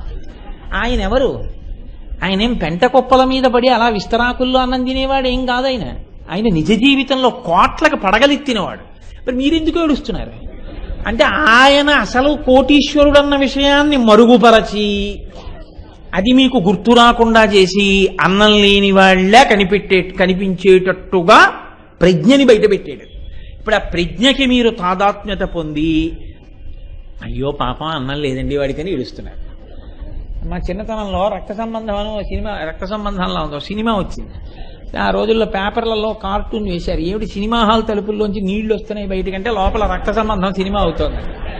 అలా ఎందుకు ఏడవడం అంటే నటుడి యొక్క ఆ పాత్ర పోషణ చేత తాదాత్మ్యత. ఈ నటనకి ముందు అసలు ఆద్యుడు ఎవరో తెలుసా అండి? ఈశ్వరుడే. ఎందుకో తెలుసా? ఈశ్వరుడు నటుడు అంటే తాను ఆయన నటరాజు కాదండి. ఒక ఆయన రంగరాజు, రంగస్థలం మీద ఎక్కేవాడు నటుడు కాడేంటి? రంగరాజు అంటే రంగస్థలం మీద ఎక్కి కూర్చున్నాడు. ఇంకో ఆయన అసలు సహజంగా నటరాజు. ఆయన పేరే నటరాజు. ఆయనకి నమస్కారం చేస్తే తప్ప ఎవరు నాట్యం చేయకూడదు, నృత్యం చేయకూడదు. కాబట్టి ఆయనే మహానటుడు, నటరాజు. ఇంకా మళ్ళీ కొత్తగా ఆయనకేం బిరుది ఇవ్వక్కర్లేదు. ఆయన అసలు వస్తూనే ఆ పదవితోనే వచ్చాడు, ఆ పేరుతోనే వచ్చాడు ఆయన. కాబట్టి ఇప్పుడు ఆయన నటిస్తాడు. ఎలా నటిస్తాడు? అసలు తెలియకుండా నటిస్తాడు. అసలు తెలియకుండా నటించడం అంటే పెద్ద విశేషమేం లేదండి, చాలా తేలిక. మీరందరూ జ్ఞానులు, మీకు తెలుసు. ఒక కుండ ఉందనుకోండి, నామరూపములు ఆధ్యాత్మిక విద్య యందు మాయగా నటన. మీరు బాగా గుర్తుపెట్టుకోండి. మాట మాయ అంటే ఏమిటండి? మాయ అంటే ఏమిటండి అంటారు. మాయ అంటే తలబదలు కొట్టుకోకర్లేదు. నామము రూపము మాయ. ఎందుకో తెలుసా అండి? నేను కుండ అన్నాను అనుకోండి, ఏమంటే కుండ అన్నాను అనుకోండి, మీకు గరిట కనబడుతుందా మనసులో? కుండ అంటే ఏం కనబడుతుంది? మట్టితో చేయబడి నీటిని పట్టుకునేటటువంటి ఒక సాధనము. నేను ప్రమిద అన్నాను అనుకోండి, అక్కడ నుంచి ప్రమిద పట్టరండి అంటే ఒక కుండ పట్టుకొస్తారా? పట్టుకురారు, ప్రమిద పట్టుకొస్తారు. ఎందుకని? నేను ప్రమిద అన్నాను అనుకోండి, నామం. నేను ప్రమిద అనగానే మీకు రూపం గుర్తొస్తుంది. నేను రూపాన్ని చూపించి, కుండను చూపించి, అవి ఆ నీళ్లు పట్టుకోవడానికి వచ్చారు తెప్పిరు అన్నాను అనుకోండి, ప్రమిద పట్టుకొస్తారా? కుండ పట్టుకొస్తారు. నేను రూపాన్ని చెప్తే నామం గుర్తొస్తుంది, నామాన్ని చెప్తే రూపం గుర్తొస్తుంది. అసలు అది కొండ, అది నీళ్లు పట్టుకోవడానికి పనికొచ్చేది మాత్రమేనా? రెండూ కాదు, మట్టి. అసలు మట్టి మట్టిగా కనపడకుండా కుండగా కనపడడం మాయ. అదే నటన అంటేనండి. నామరూపములుగా కనపడడమే నటన, అదే మాయ, అదే నర్తన. ఉన్నది బంగారము, కానీ బంగారమును గుర్తించట్లేదు. కర్ణాభరణములు, కేయూరములు, కంకణములు, పాదమంజీరములు, మెడలో వేసుకున్న హారములుగా గుర్తింపబడుతోందంటే నామరూపములుగా గుర్తుపడుతున్నాం, కానీ ఉన్నది బంగారం. పిల్లాడు అంటున్నాడు, నాన్నగారండి ఇది ఏనుగండి, ఏనుగండి, తొండమండి, దంతాలండి, ఎంత బాగుందో అనండి అంటున్నాడు. తండ్రి అంటున్నాడు, అది దంతి కాదు దారు అంటున్నాడు. అది దారు వికారం, అది కొయ్యరా, అది ఏనుగు కాదురా అంటున్నాడు. ఇప్పుడు కొయ్య నిజమా, ఏనుగు నిజమా? కొయ్య నిజం. కొయ్య ముక్కని ఏనుగుగా బొమ్మగా మలచారు. తెలియని పిల్లాడు ఏనుగు అంటున్నాడు, తెలుసున్న తండ్రి అంటున్నాడు అది కొయ్యరా అంటున్నాడు. కొయ్య ఏనుగుగా కనపడడం నటన, బంగారము నామరూపములుగా ఆభరణములుగా ప్రకాశించడము నటన, మట్టి కుండలుగా ప్రమిదలుగా పాలికలుగా మీకు కనపడడం నటన, పాత్రలుగా మారుతూ ఉండడం. ఒక్కటిగా ఉన్నటువంటి ఈశ్వరుడు అనేకముగా కనపడడం నటన. దీన్నే ఎంత చమత్కారమైన మాట అంటారో తెలుసా అండి? ఏ మహానుభావుడు నర్తన చేస్తే ఈయనే ఇదంతా అని తెలుసుకోవడం ఎన్ని సంవత్సరాలు బ్రతికినా పట్టుకోలేడో ఆయనే నటరాజు. అసలు రహస్యం అది. 90 ఏళ్ళు బతికాడు, 80 ఏళ్ళు బతికాడు, ఏమిటి కనపడింది అంటే బతికినన్నాళ్ళు ఏం కనపడింది అంటే వాళ్ళందరూ కనపడ్డారు, నీ కనపడ్డారు. వాళ్ళ రూపంలో నా రూపంలో ఉన్నది ఒక్కటే అని నాకు కనపడుతోందన్నవాడు ఎవడైనా ఉంటే వాడు ధన్యాత్ముడు. అలాంటి వాడు జ్ఞాని. వాడు కోట్ల కోట్ల కోట్ల మందిలో ఒక్కడు ఉంటాడు. కాబట్టి ఇప్పుడు ఆయన స్వరూపం అందరికీ అర్థం కాదు. అలా అర్థం కాకపోతే ఆయన నటరాజు. ఆయన కన్నా నటుడు వేరొకడు లేడు. ఇప్పుడు ఆ నటుని యొక్క యథార్థ స్వరూపాన్ని మీకు ప్రకాశింపచేసేదైతే ఇవన్నీ కాదురా, ఈ నామరూపాలు కాదురా, నామరూపాల వెనకాతల ఉన్న తత్వమేదో తెలుసుకోని మీకు చెప్పగలిగిన సమర్థతతో కూడినటువంటి విషయమును లోపల పెట్టుకుని ఉన్నదైతే దానికి భారతమని పేరు. అంటే భరతుణ్ణి గురించి చెప్పింది, అంటే నటుడి యొక్క విన్యాసాన్ని ఆవిష్కరించింది. అందుకే అంటారు, నర్తకుని భంగి పెక్కగు మూర్తులతో ఎవ్వడాడు, మునులు దివిజులున్ కీర్తింపనేరెవరిని ఒరులు ఎరుంగరు అట్టివాని నుతింతు అన్నారు. అది నటన అంటే. ఆయన ఎటువంటి వాడు అంటే ఒక్కడే ఉంటాడు, పెక్కు మూర్తుల కింద అనేక మందిలా కనపడుతుంటాడు, కానీ అనేక మందిలా ఉన్నవాడేం కాదు, ఉన్నది ఆయన ఒక్కడే. కంచిలో పృథ్వీలింగం, జంబుకేశ్వరంలో జలలింగం, అరుణాచలంలో అగ్నిలింగం, చిదంబరంలో ఆకాశలింగం, కాళహస్తిలో వాయులింగం, కోణార్కలో సూర్యలింగం, సీతాగుండంలో చంద్రలింగం, పశుపతినాథులో యజమానలింగంగా ఉన్నటువంటి 8 స్వరూపాలు తానేమి చెబుతున్నవాడు ఆయనే. ఆయన అన్నిగా చెప్తున్నా భౌరంభం చనలోరిలోంబర మహార్నాథో హిమాంసు పుమాన్ విద్యాభాతి చరాచరాత్మకమిదం యస్యైవ మూర్త్యస్తకం నాణ్యకించన విద్యతే వృషతాం యస్మాత్ పరస్మాత్ విభో తస్మై శ్రీ గురుమూర్తయే నమ ఇదం శ్రీ దక్షిణామూర్తయే అని శంకర భగవత్పాదులు అంటున్నా, ఎంతసేపు అనేకముగా ఒకటి కన్నా ఎక్కువగా కనపడేటటువంటి దృష్టి మాత్రమే యువతల వారిలో ఉండిపోయి యథార్థము ప్రకాశించకుండా అడ్డుకుంటున్నటువంటి అవిద్యని తొలగించడానికి ఉపకరణముగా వచ్చినటువంటి సమస్త వేదముల యొక్క సారాంశమై మీకు బోధ చేయగలిగినది ఏదుందో అదే భారతము. అందుకే భారతం చెప్తే దేవీం సరస్వతీం వ్యాసం తతో జయముదీరయేత్ అంటాం. ఎందుకో తెలుసా అండి? పెద్దలు అంటారు దేవి, ఇది కొంచెం మీరు అటు ఇటు చేయండి, చేస్తే విద్ వేద తతో జయముదీరయేత్, దాన్ని జయ తిప్పండి యజ, యజ అంటే యజుర్ అంటే ఆచరణ, అనుష్ఠించుట, వేదమును అనుష్ఠించుట, వేదములో చెప్పిన ధర్మాన్ని మీరు అనుష్ఠిస్తే ఏది ఇంతకాలం నుంచి కనపడని సత్యం ఉందో ఆ సత్యము మీకు ద్యోతకమవుతుంది. ఇప్పుడు దానికి మార్గం చెప్పేదేదో అది మహాభారతం. కాబట్టి దానికి భారతము అని పేరు పెట్టడం వెనకాతల ఉన్నటువంటి రహస్యం అది కాదు. ఈ ఒక్కటి చెప్పి నేను ఆ భారతం మీద ఉన్న అర్థాలని విడిచిపెట్టేస్తాను. భా అంటే కాంతి, రతి అంటే తాత్పర్యముగా ఆవిష్కరించుట. కాంతి లేదా ప్రజ్ఞ లేదా వెలుగు, లేదా ఏ వెలుగు చూడడానికి వెలుగుగా నిలబడుతోందో, ఈ కన్ను చూస్తోందంటే కన్ను చూడ్డానికి వెలుగుగా లోపల ఏదుందో, అటువంటి వెలుగులకు వెలుగైన వాడున్నాడే, అటువంటి వాణ్ణి ఆవిష్కరించేదై ఉంటుంది. వాణ్ణి మీరు తెలుసుకోవడానికి అవకాశం ఇస్తుంది, అంటే లోచూపుని ఇవ్వగలదు. ఈ కంటితో చూసేవన్నీ ఏవి చూస్తారంటే ఈ కంటికి ముందున్నవి చూస్తారంతే. ఈ కంటికి వెనక ఉన్నదాన్ని కన్ను ఎప్పుడూ చూడలేదు. ఈ కన్ను చూడలేకపోతోందని చూసేదోటి ఉంటుంది. శంకరులు అంటారు, నానాఛిద్రఘటోదర స్థిత మహాదీప ప్రభాభాస్వరం జ్ఞానం యస్య చక్షురాది కరణ ద్వారా బహిస్పందతే జానామీతి తమేవ భంతమనుభాత్యేతత్ సమస్తం జగత్ తస్మై శ్రీ గురుమూర్తయే నమైదం శ్రీ దక్షిణామూర్తయే అంటారు. 9 రంధ్రములు ఉన్నటువంటి కుండని ఒక దాన్ని తీసుకొచ్చి బోర్లించి ఆ మధ్యలో కుండ లోపల ఒక దీపం పెడితే 9 కన్నాల్లోంచి వెలుతురు పైకి కొడుతుంది. అలా కన్ను చూడడానికి ఆధారమైన వెలుగై కంటి వెనక ఒకడున్నాడు. వాడు ఆ వెలుగు వాడిని కన్ను ఎప్పుడూ చూడలేదు. ఎందుకు చూడలేదు అంటే కన్ను చూడగలిగింది కంటికి ముందున్న దాన్ని మాత్రమే. కంటికి ముందున్నదేది? జగత్. జగత్ అంటే జాయతే గచ్చతే ఇది జగత్, వచ్చి వెళ్ళిపోయేదేదో అది జగత్. వచ్చి వెళ్ళిపోయేటటువంటి పరిణామశీలమైన జగత్తుని కన్ను చూస్తుంది తప్ప అసలు ఈ మార్పులను చేసేటటువంటి సత్యవస్తు దర్శనాన్ని చెయ్యాలంటే ఈ కన్ను పనికిరాదు. ఇది చూసి చెప్పలేదు. కాబట్టి ఇప్పుడు ఏం చెయ్యాలి? ఈ కన్ను ముయ్యాలి, లోపలి కన్ను తెరవాలి. లోపల ఒక కన్ను తెరవడం అంటే జ్ఞాననేత్రం తెరుచుకోవాలి. తెరుచుకుని ఈ కనపడుతున్న వాటన్నింటి వెనకాతల ఉన్నవాడెవరు, లేదా ఇన్నిగా ఉన్నవాడెవరు, ఎవడు వీటిని సృష్టించి పెంచి పెద్ద చేసి మళ్లీ లయం చేసి మళ్లీ కలిపి ఈ చేస్తున్నటువంటి దాన్ని చూడడానికి లోపల కన్ను తెరిపించగలిగి పై కన్నుని మూసేటట్టు చేసి, అంటే వైరాగ్యమును కల్పించి లోకన్ను తెరిపించగలిగినటువంటి ధర్మబోధ చేయగలిగినటువంటి ప్రజ్ఞతో నిండినటువంటి గ్రంథమేదో దానికి మహాభారతం అని పేరు. ఇప్పుడు ఈ లోకన్ను తెరవడం అంటే ఏమిటో తెలుసా అండి? మీకు చెట్టు నీడని ఇవ్వడం. చెట్టు నీడని ఎందుకు ఇవ్వాలి అంటే బాటసారి కనుక. మీరు చూడండి, నేను ఈ మాట ఎందుకన్నానంటే బాగా డస్సిపోయాడు అనుకోండి, పాంధుడు అంటారు. పాంధుడు బాటసారి. పాంధుడు అంటే దాహంతో ఉన్నవాడు, బాటసారి అంటే గమ్యాన్ని వెతుక్కుంటూ వెళ్ళిపోతున్నాడు. ఇప్పుడు ఆయన కన్నులు ఎప్పుడు మూస్తాడో తెలుసా అండి? వెడుతున్నంతసేపు ముయ్యుడు.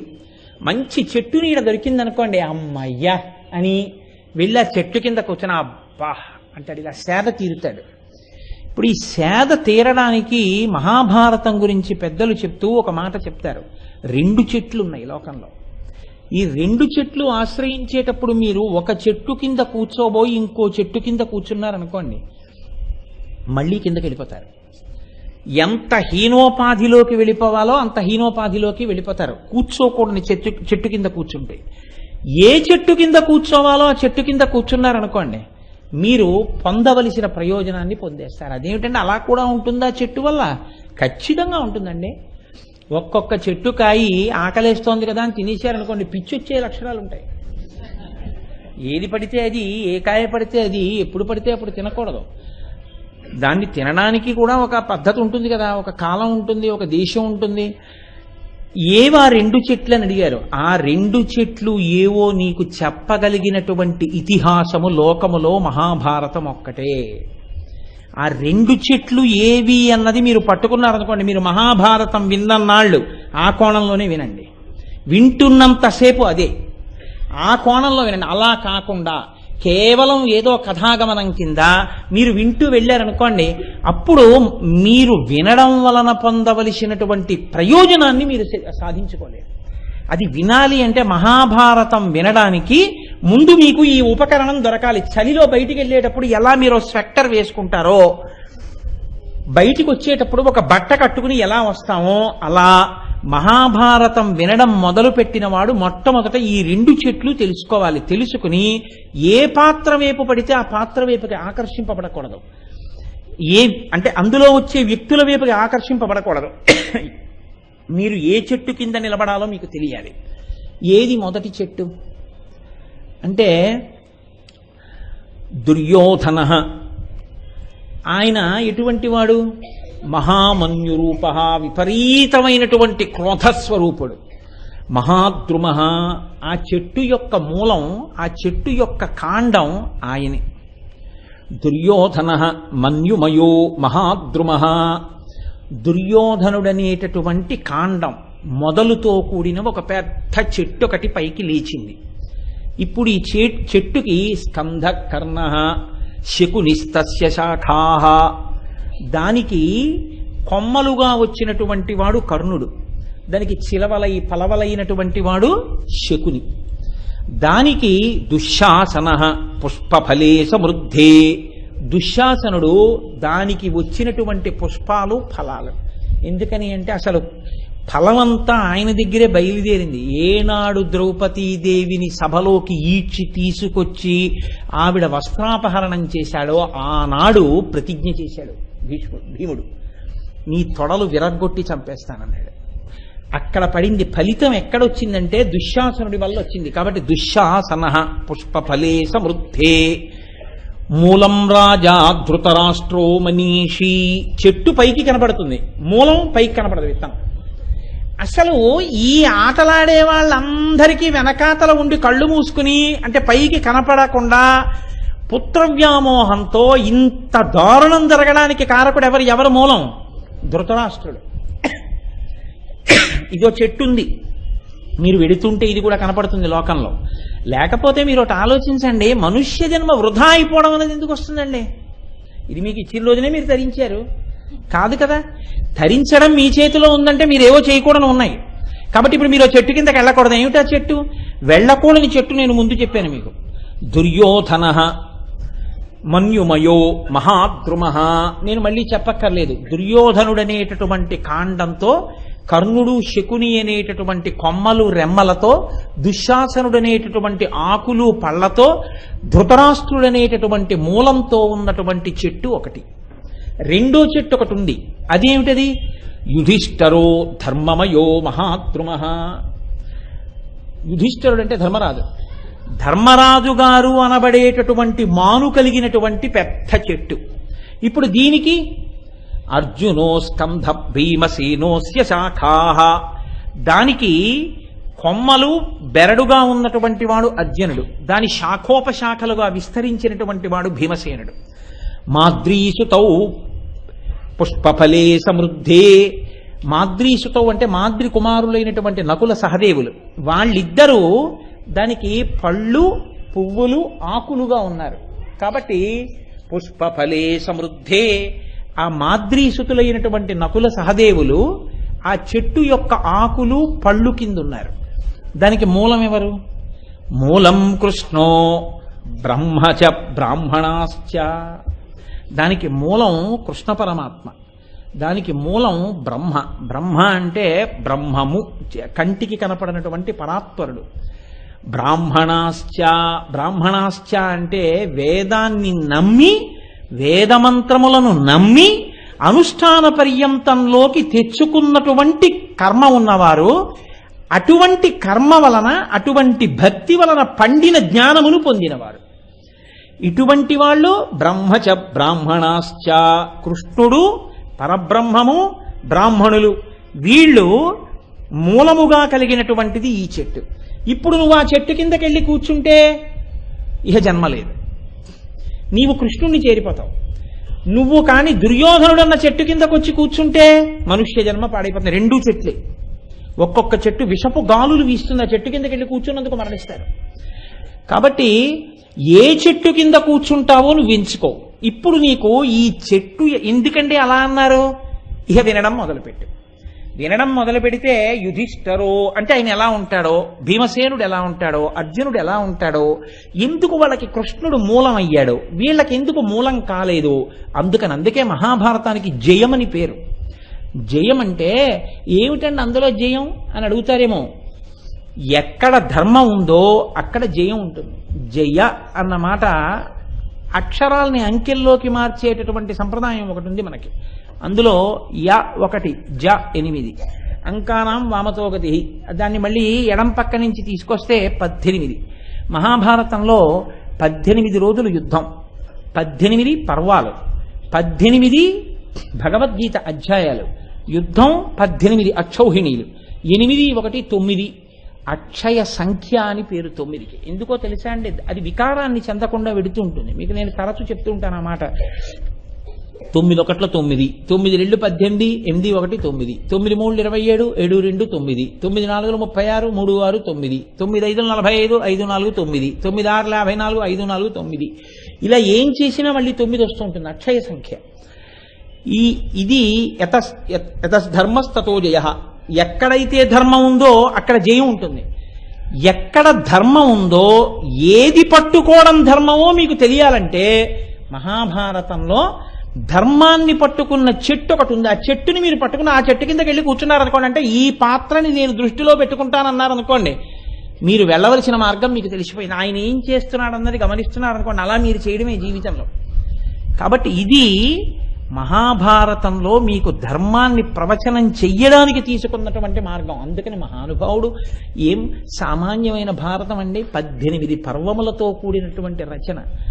ఆదిపర్వం, సభాపర్వం, అరణ్యపర్వం, విరాట పర్వం, ఉద్యోగ పర్వం, ఆ తర్వాత భీష్మపర్వం, ద్రోణపర్వం, కర్ణపర్వం, శల్యపర్వం, సౌప్తిక పర్వం, స్త్రీ పర్వం, శాంతి పర్వం, అనుశాసనిక పర్వం, అశ్వమేధ పర్వం, ఆశ్రమవాస పర్వం, ఆ తర్వాత మౌసుల పర్వం, మహాప్రస్థానిక పర్వం, స్వర్గారోహణ పర్వం. 18 పర్వాలు.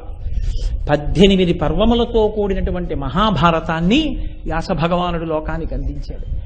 ఇంత గొప్ప భారతాన్ని లోకానికి వ్యాసుడు అందించడం ఒక ఎత్తైతే, అటువంటి మహాభారతాన్ని ఆంధ్రీకరించడం ఒక ఎత్తు. తెలుగువారందరూ గర్వపడవలసినటువంటిది, తెలుగువారందరూ ఆనందించవలసినటువంటిది, తెలుగువాడిగా పుట్టినవాడు నమస్కరించవలసినది కవిత్రయానికి. ఏ ఒక్కరూ ఆంధ్రీకరించింది కాదండి మహాభారతం. 3 కవులు 100 సంవత్సరాల మధ్యలో వ్యవధానం వచ్చేటట్టుగా ఆంధ్రీకరించారంటే మీరు ఒకటి ఆలోచించండి. మహాభారతాన్ని ఆంధ్రీకరించగలిగినటువంటి ప్రజ్ఞ కేవలము పాండిత్యం కాదు, ఇతరమైనటువంటి లక్షణాలను ఎన్నిటినో చూస్తే తప్ప పంచమవేదమైన భారతాన్ని ఆంధ్రీకరించగలిగినటువంటి అదృష్టాన్ని ఈశ్వరుడు అనుగ్రహించలేదు. నన్నయ్య గారు ఆంధ్ర మహాభారతాన్ని ప్రారంభం చేశారు. ఆదిపర్వం, సభాపర్వం, అరణ్య పర్వంలో 143వ శ్లోకం వరకు అనుకుంటాను ఆంధ్రీకరించారు. ఆంధ్రీకరించి అక్కడతో ఆయన విడిచిపెట్టేసి దేహత్యాగం చేశారు. ఆ తర్వాత మళ్ళీ కొన్ని 100 సంవత్సరాల తర్వాత తిక్కన గారు వచ్చారు. తిక్కన గారు అరణ్య పర్వ శేషాన్ని ముట్టుకోలేదు. ముట్టుకోకుండా విరాట పర్వాన్ని మొదలుపెట్టారు. 4వ పర్వమైన విరాట పర్వాన్ని మొదలుపెట్టి ఇంకా అక్కడి నుంచి 18 పర్వాల వరకు చిట్ట చివరి వరకు ఒక్క తిక్కన గారే ఆంధ్రీకరించాడు. అరణ్య పర్వంలో నన్నయ్య గారు విడిచిపెట్టేసినటువంటి దాన్ని ఎర్రాప్రగడ పూర్తి చేశారు. 3 కవులు కలిసి భారతాన్నంతటినీ ఆంధ్రీకరించారు. మళ్ళీ వీళ్ళ 3 ఒక ఎత్తు.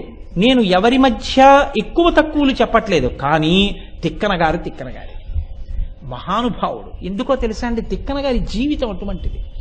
తిక్కన గారి తండ్రి గారి పేరు కొమ్మన గారు, అమ్మగారి పేరు అన్నమ్మ గారు. అటువంటి గొప్ప కుటుంబంలో జన్మించినటువంటి వారు మనుమసిద్ధి ఆస్థానంలో మహామంత్రిగా, దండనాథుడిగా, ఆస్థాన కవిగా 3 పాత్రలు పోషించారు ఆయన. అంతటి విశిష్టమైన వ్యక్తిత్వం ఉన్న వ్యక్తి వేదాన్ని బాగా చదువుకున్నవారు, వేదమంత్రముల యొక్క అర్థం ప్రకాశించినటువంటి వారు. వేదం చదువుకోవడం కాదు, చదువుకున్న వేదాన్ని అనుష్ఠాన పర్యంతంలోకి క్రియాకలాపంగా తెచ్చుకున్నవారు. ఎన్నో యజ్ఞయాగములు నిర్వహించినటువంటి వారు. ఎన్ని అగ్రహారాలు దానం చేశాడు మహానుభావుడు. ఏ రాజుకి దగ్గర తను పనిచేస్తున్నాడో ఆ మనుమసిద్ధిని ఆయన దాయాదులు అక్కన్న బయ్యన్న అనబడేటటువంటి 2 కులోత్తుంగ చోళుడు అనబడేటటువంటి ఒక శత్రురాజుతో చేతులు కలిపి మనుమసిద్ధిని పదవీభ్రష్టుణ్ణి చేశారు. చేస్తే ఆ మనుమ సిద్ధి ఎక్కడికి పారిపోవాలో తెలియని పరిస్థితులలో తిక్కన గారు తీసుకెళ్లి దాచారు. బహుశా అజ్ఞాతవాసం గురించి తిక్కన గారికి అంత మంచి అవగాహన రావడానికి ఈశ్వరుడు ఇన్ని విషయాలు ఆయనకి అనుభవాన్ని ఇచ్చాడేమో. తిక్కన గారే దాచారు మనుమసిద్ధిని. మనుమసిద్ధిని తన దగ్గర దాచి అజ్ఞాతవాసంలో ఉంచి తాను ఓరుగల్లు సామ్రాజ్యంలో కాకతి గణపతి దేవ చక్రవర్తి దగ్గరికి వెళ్ళి 18 పర్వాల మహాభారతాన్ని సంస్కృత భారతానికి వ్యాఖ్యానం చేశారు. వ్యాఖ్యానం చేస్తే మహానుభావుడు కాకతి గణపతి దేవ చక్రవర్తి ఎంతో సంతోషించి మీకేం కావాలి కోరుకోమన్నాడు. నా ప్రభువు మళ్ళీ సింహాసనం మీద కూర్చోవాలందుకని మీ సైన్యంతో వచ్చి కులోత్తుంగ చోళుడిని ఓడించి మళ్ళీ నా ప్రభువుకి పట్టం కట్టండి అని అడిగారు. అడిగితే గణపతి దేవ చక్రవర్తి మళ్ళీ యుద్ధానికి వచ్చి కులోత్తుంగ చోళుడిని ఓడించి మనుమసిద్ధిని మళ్ళీ రాజ్యంలో ప్రతిష్ఠ చేశాడు. ప్రభువు యొక్క రుణాన్ని తీర్చుకున్నాడు. రాజుగారిని తీసుకొచ్చి మళ్ళీ సింహాసనం మీద కూర్చోబెట్టాడు. అందుకే ఇన్నిటిని తన నిజ జీవితంలో చూసిన వారు కాబట్టే తిక్కన గారికి మల్ల యుద్ధాల దగ్గర నుంచి, అజ్ఞాతవాసం దగ్గర నుంచి, రాణివాసం దగ్గర నుంచి, రాజులు, యుద్ధాలు, గజబలం, అశ్వబలం, పదాతి బలం ఇవి ఎలా నడుస్తాయో, ఎలా వెడతాయో, ఎలా మాట్లాడతారో, అంతఃపురాలు ఎలా ఉంటాయో, ఆ మాట తీరు అంత అందంగా ఉద్యోగ పర్వంలో వాటిల్లో ఆయన రచన చేయగలిగారంటే ఆ ప్రౌఢిమ గణపతి దేవ చక్రవర్తితో మాట్లాడినప్పుడు ఆయనకి ఏర్పడినటువంటి అనుభవం. జీవితం ఎలా పండిందో ఆ పంటలోంచి మహాభారత ఆంధ్రీకరణ వచ్చింది. బహుశా 15 పర్వాల మహాభారతాన్ని ఆంధ్రీకరించడానికి ఇన్ని అనుభవాలతో ఇంత గొప్ప వ్యక్తిని తయారు చేయాలని పరమేశ్వరుడు అనుకున్నాడు కాబట్టి తయారు చేశాడు తిక్కన గారిని. తయారు చేసి తిక్కన గారి చేత ఆంధ్రీకరింపజేశాడు. అటువంటి తిక్కన గారు జీవించినటువంటి రోజులలో, అంటే శరీరంతో ఉన్నటువంటి రోజులలో శైవ వైష్ణవముల మధ్య విశేషమైనటువంటి స్పర్ధ జనించింది. ఒకరి మీద ఒకరు చాలా కక్ష పెంచుకున్నటువంటి రోజులు. అటువంటి సమయంలో హరిహరనాథుడికి తాను చేసినటువంటి భారతాన్ని, ఆంధ్రీకరించిన భారతాన్ని అంకితం ఇచ్చారు. పోతన గారు కూడా భాగవతాన్ని రామచంద్రమూర్తికి అంకితం ఇచ్చారు. పోతన గారు భాగవతాన్ని అంకితం ఇవ్వడానికి, తిక్కన గారు భారతాన్ని అంకితం ఇవ్వడానికి ఒక పెద్ద వ్యత్యాసం ఒకటి మీకు కనపడుతుంది. ఆయన ఎంతటి మహాపురుషుడు, పోతన గారు ఎంతటి మహాభక్తుడు, తిక్కన గారు కూడా అంతటి మహాభక్తుడు, అంతటి వైదిక నిష్ట కలిగినటువంటి వారు. అటువంటి తిక్కన గారు ఆంధ్ర మహాభారత రచన చెయ్యాలి అని సంకల్పం చేసుకున్నారు. ఆయన ఒక అత్యద్భుతమైన మాట అంటారు. ఆయన అరణ్యపర్వ శేషాన్ని నన్నయ్య గారు విడిచిపెట్టారు. ఎందుకంటే పూర్తిగా ఆంధ్రీకరించలేదు. ఇప్పుడు తిక్కన గారు మొదలు పెడితే అక్కడి నుంచి మొదలు పెట్టచ్చు, కానీ ఆయన మొదలు పెట్టలేదు. మొదలు పెట్టకుండా విరాట పర్వంతో మొదలెట్టారు, 4వ పర్వంతో. కారణం ఏంటంటే విరాట పర్వానికి పెద్దలు ఒక గొప్ప మాట ఒకటి చెప్తుంటారు. శృంగగిరి పీఠానికి ఆధిపత్యం వహించినటువంటి చంద్రశేఖర భారతీ స్వామి వారు కూడా ఒకానొకప్పుడు క్షామంతో నీటి చుక్క దొరకనటువంటి ప్రాంతంలో అన్నదానం చేస్తుంటే, ఇక్కడ అన్నం పెట్టడం తేలికండి, నీళ్లు ఇవ్వడం కష్టం, నీళ్లు ఇవ్వలేకపోతున్నాం అన్నారు. పండితుల్ని పిలిపించి విరాట పర్వం పారాయణ చేయించారు. ఆ రోజు సాయంకాలానికే వర్షం పడిపోయింది. విరాట పర్వం అంత శక్తి ఉన్నది. ధర్మరాజు గారి యొక్క ధర్మ నిష్టని ఆవిష్కరిస్తుంది, పాండవుల యొక్క ధార్మికతని ఆవిష్కరిస్తుంది. అంత శక్తివంతమైన విరాట పర్వం చెప్పేటప్పుడు ముందు కథ చెప్పక్కర్లేదు. విరాట పర్వం మొదలు పెట్టేస్తే చాలా అర్థం అవుతుంది. విరాట పర్వంలో ఒక గమ్మత్తు ఉంటుంది. విరాట పర్వంలో ఉన్నటువంటి పాండవులు ఏ ఏ వేషాల్లో ఉన్నారో వింటున్న వాళ్ళకి, చదువుతున్న వాళ్ళకి తెలుసు. నేను వలలుడు అంటున్నాను అనుకోండి, వలలుడు అంటే ఆయన వంటవాడు కాదండి, భీమసేనుడని మీ అందరికీ తెలుసు. కానీ విరాట్ రాజు గారికి తెలియదు. అది అక్కడ ఉన్నటువంటి గొప్ప విశేషం. కాబట్టి మంచి పట్టు దొరికింది, అందులో రసాన్ని ఆవిష్కరించడానికి అవకాశం దొరికింది. ద్రౌపదీదేవి ఎంత గొప్పదో మీకు తెలుసు. ద్రౌపదీదేవి సైరంధ్రిగా ఉంది, ఆవిడతో నేను ఈ పనులు చేయించుకోవడం ఏమిటి, కళ్ళు కొండిచ్చి కళ్ళు జమ్మని పంపడం ఏమిటని అక్కడ ఉన్నటువంటి సుధేష్ణకి తెలియదు. ఆవిడ ద్రౌపది ఆ తల్లి వంక కన్నెత్తి చూసి అనరాని మాటలంటే ముక్కలైపోతానని కీచకుడికి తెలియదు. మీకు నాకు తెలుసు, అది విచిత్రం. ఇది పండింది విరాట పర్వంలో. అందుకే తిక్కన గారు విరాట పర్వం నుంచి ప్రారంభం చేశారు. ఎందుకంటే తన కవనాన్ని, తన ఆనందాన్ని ఆవిష్కరించడానికి బాగా దొరుకుతుంది. అసలు విరాట పర్వమే ఒక ప్రబంధ స్వరూపం.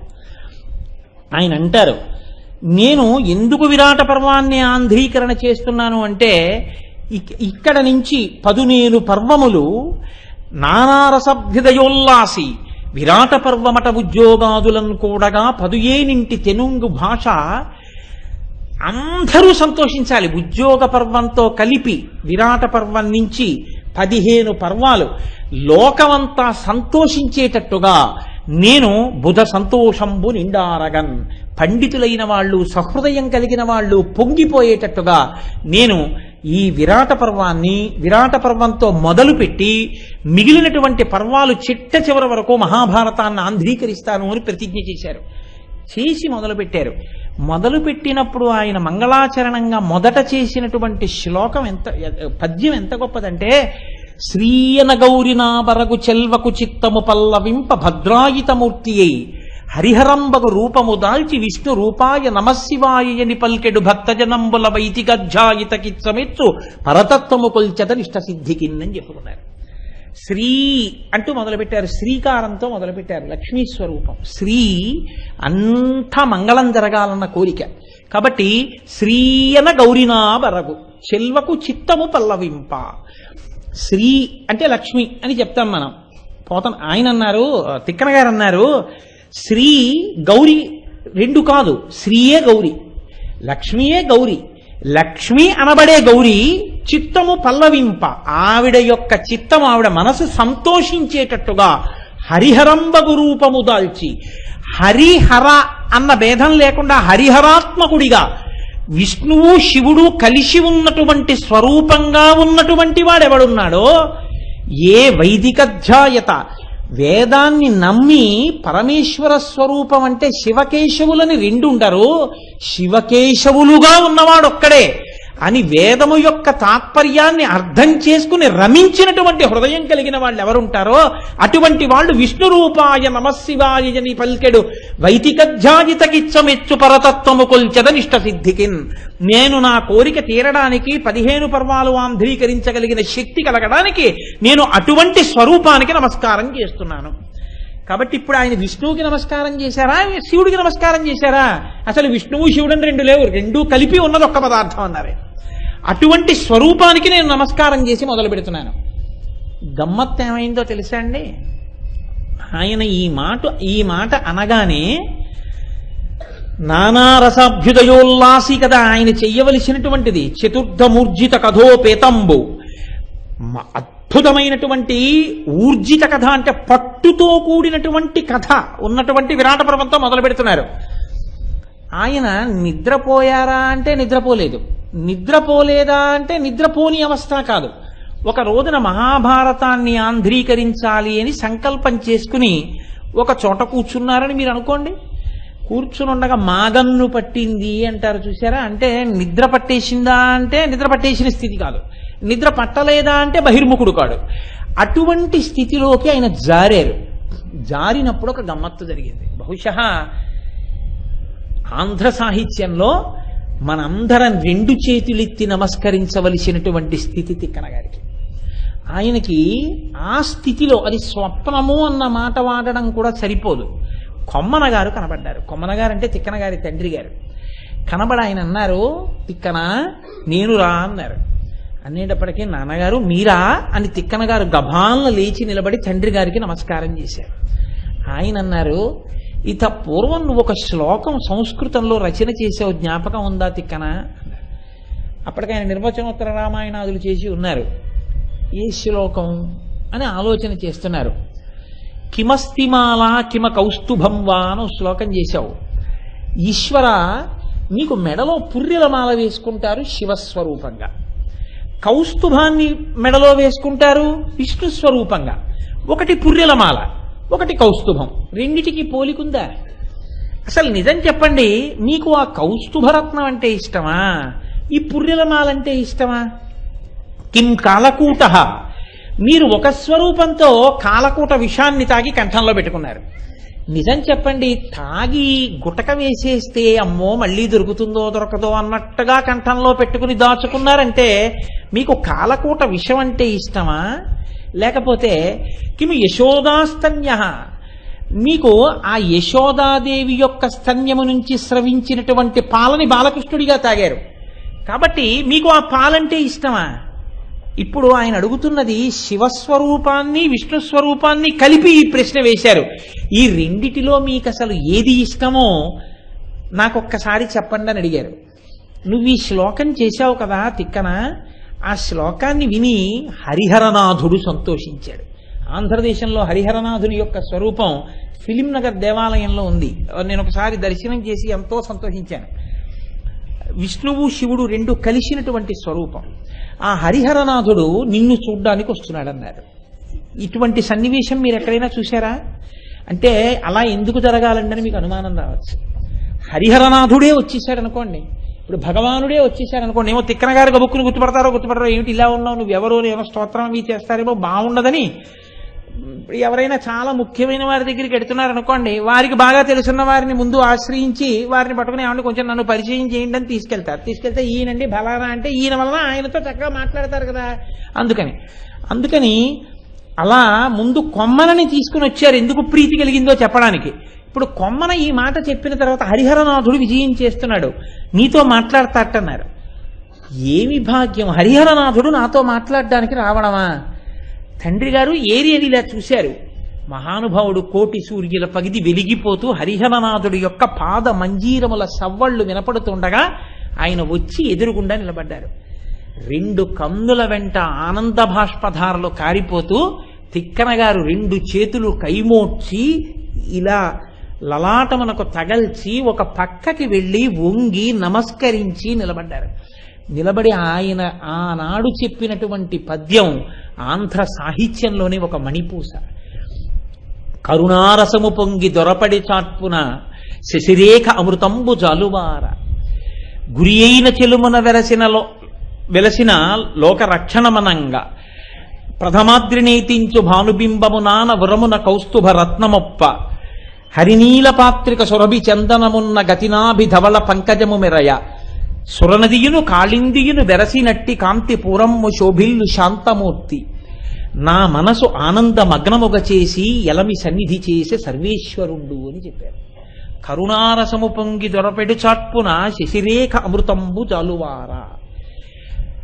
ఆ ఎదురుగుండా నిలబడినటువంటి మూర్తిని కింద నుంచి పైకి వర్ణించట్లేదు, పైనుంచి కిందకి వర్ణిస్తున్నారు. ముందు చూడగానే ఇలా కదండి చూస్తాం, ఆ సహజత్వం, ఆ చూడగానే ఆ ఆనందంతో నోటి వెంట వచ్చిన మాట. కరుణారసము పొంగి దొరపెడు చాట్పున శశిరేఖ అమృతంబు జాలువార. ఆ తల మీద పెట్టుకున్నటువంటి చంద్రవంక శివస్వరూపంగా ఈశ్వరుడు ధరిస్తాడు. ఇప్పుడు దాని నుంచి అమృత బిందువులు స్రవిస్తూ ఉంటాయి. అదేగా యజుర్వేదంలో మనం చెప్తాం, ఆపాతాల నభస్థలంత భువన బ్రహ్మాండమా విస్ఫుర జ్యోతి స్ఫాటిక మౌలి అని. ఆ పెట్టుకున్నటువంటి చంద్రవంక మించి పడుతున్నటువంటి అమృత బిందువులలో తడుస్తూ ఉంటాడు స్వామి అని. కాబట్టి అవి ఆ అమృత బిందువులు పడుతున్నాయి. అమృత బిందువులు పడుతున్నటువంటి చంద్రవంకని శిగ మీద ఆభరణంగా ధరించినటువంటి శివస్వరూపంగా తల దర్శనమైంది. తిక్కన గారు అన్నారు, అది అమృత బిందువులు కాదు, నా మీద చూపిస్తున్నటువంటి కరుణామృత రసాన్ని వర్షింపజేస్తున్నాడన్నారు. కరుణారసము పొంగి దొరపెడు చాట్పున శశిరేఖ అమృతంబు జాలువార. ఇప్పుడు నాభివంక చూశారు, ఇలా తలవంక చూసి ఇలా చూశారు. చూసేటప్పటికి నాభి దగ్గర ఎలా కనపడింది? హరినీల పాత్రిక సురభి చందనమున్న ఆ నాభి దగ్గర నుంచి చూసేటప్పటికీ ధవళ పంకజము మెరయ, ఒక తెల్లటి పద్మం ఒకటి నాభికమలంలోంచి ఇలా పైకొచ్చి నిలబడి ఉంది. అంటే చతుర్ముఖ బ్రహ్మగారి యొక్క వ్యుత్పత్తి స్థానం. ఆ పద్మం, ఆ నాభి గొట్టం, ఆ నాభిలోంచి తామర యొక్క తూడు పైకి లేచింది. అలా ఎవరి నాభిలోంచి తామర పైకొచ్చిందని మనం చెప్పుకుంటాం? విష్ణు స్వరూపానికి. కాబట్టి తలవంక చూస్తే శివస్వరూపం, నాభివంక చూస్తే విష్ణు స్వరూపం. ఇప్పుడు ఇలా మళ్ళీ తలపైకెత్తి చూశారు ఈ కంఠం దగ్గరికి. గురి అయిన చెలుమున లోకరక్షణ మనంగ గళమున ఛాయదోప, తెల్లటి కంఠం మీద నల్లటి మత్స కనపడింది. హాలాహల భక్షణం చేసి కంఠంలో ఆ హాలాహలాన్ని నిలబెట్టేసుకున్నప్పుడు నీలకంఠుడన్న పేరుతో ఆ కంఠం నీలమైనటువంటి రంగుని పొందింది. ఆ నీలకంఠుణ్ణి చూశారంటే ఇప్పుడు కంఠం దగ్గర చూసినప్పుడు ఎవరు కనపడుతున్నారు? మళ్ళీ శివదర్శనం. ఇప్పుడు మళ్ళీ ఇలా కిందకి చూశారు, గుండెల దగ్గరికి చూసేటప్పటికీ కౌస్తుభరత్నం కనపడింది. ప్రథమాద్రినేతించు భానుబింబమునాన ఉరమున కౌస్తుభరత్నమొప్ప. ఆ తూర్పు కొండ మించి వచ్చేటటువంటి సూర్యకిరణములు ఎటువంటి ప్రకాశంతో ఉంటాయో అటువంటి కాంతి వెదజల్లుతున్నటువంటి కౌస్తుభమని కనబడింది. ఇప్పుడు ఇలా చూస్తే శివుడు, ఇలా చూస్తే విష్ణువు, శివకేశవులు రెండూ కలిసిన స్వరూపంగా తనకి దర్శనమిచ్చారు. ఇది ఎలా ఉందన్నారంటే, సురనదియును కాళిందియును బెరసినట్టి కాంతిపూరమ్ము శోభిల్లు శాంతమూర్తి. సురనది అంటే గంగ, కాళింది అంటే యమున. యమున నల్లగా ఉంటుంది, గంగ తెల్లగా ఉంటుంది. తెల్లటి గంగ నల్లటి యమున కలిసిపోతే ఎలా ఉంటుందో అలా ఉంది. కాంతిపూరమ్ము శోభిల్లు శాంతమూర్తి. ఒక పెద్ద కాంతి వలయం ఇలా ముందుకొచ్చేస్తే ఎంత ప్రసన్నంగా ఎంత అందంగా ఉంటుందో అలా ఉన్నట్ట. నా మనసు ఆనందమగ్నముగా చేసి, ఆనందము అన్న మాటకు అర్థం వేరు, సుఖము అన్న మాటకు అర్థం వేరు. సుఖము అంటే మీ లోపలది కాక మీ పైనున్న వాటి యొక్క సంపర్కము చేత లోపల ఒక సంతృప్తి భావన పైకి కాసేపు ఉద్భుతమైతే సుఖం అంటారు. నేను లడ్డూ తిన్నాను అనుకోండి, కాసేపు సంతోషంగా ఉన్నట్టు ఉద్భుతం అవుతుంది, దానికి సుఖమని పేరు.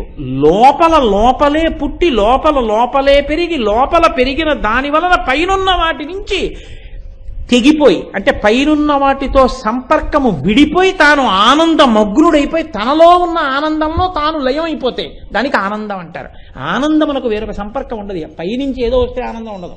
లడ్డూ తింటే ఆనందం వచ్చిందండి, దోశ తింటే ఆనందం వచ్చిందండి అనకూడదు. ఆనందము లోపల లోపల పుడుతుంది. అందుకని పైన కన్నులు మూసి ధ్యానము చేసినప్పుడు మూడు ఒకటైతే పుట్టేది ఆనందం.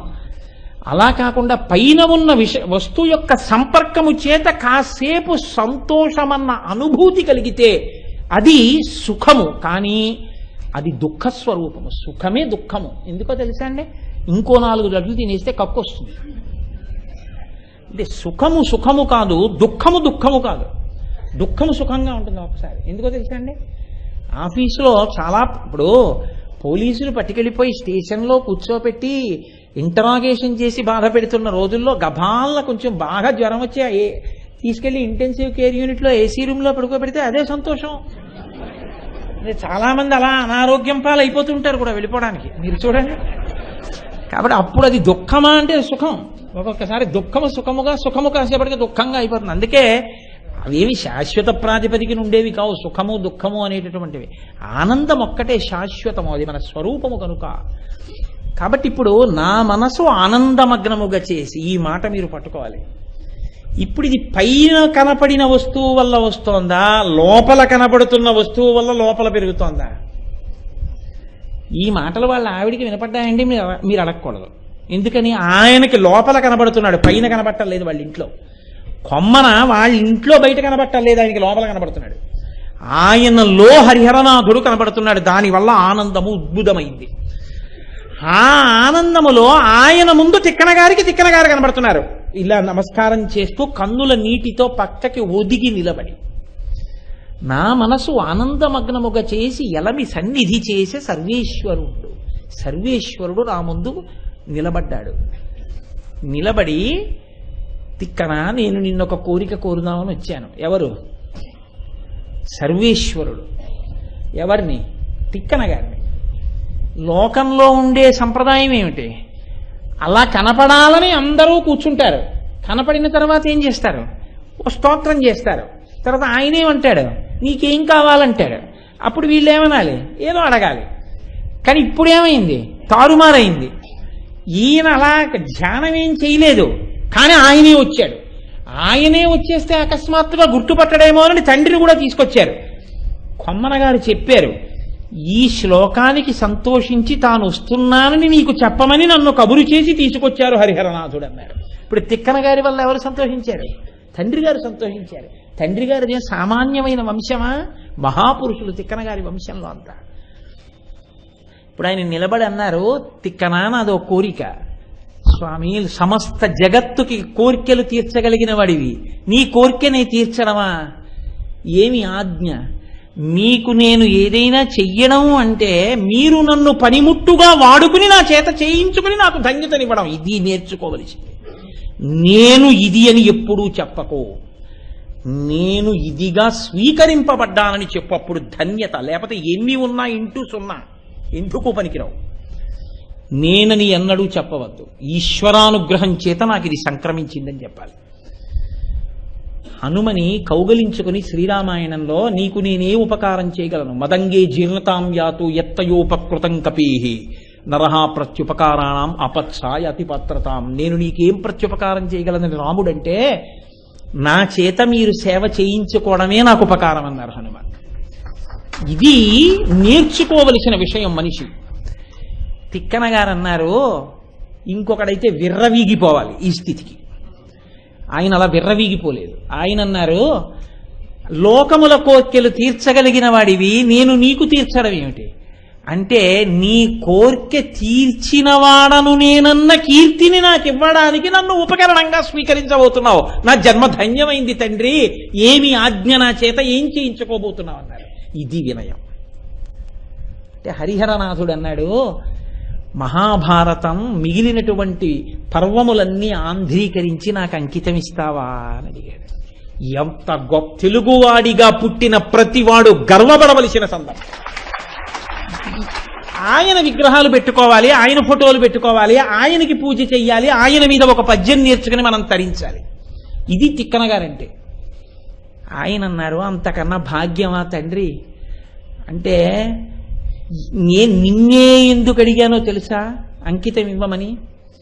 నేను నిన్నే అడగడానికి ఒక కారణం ఉంది.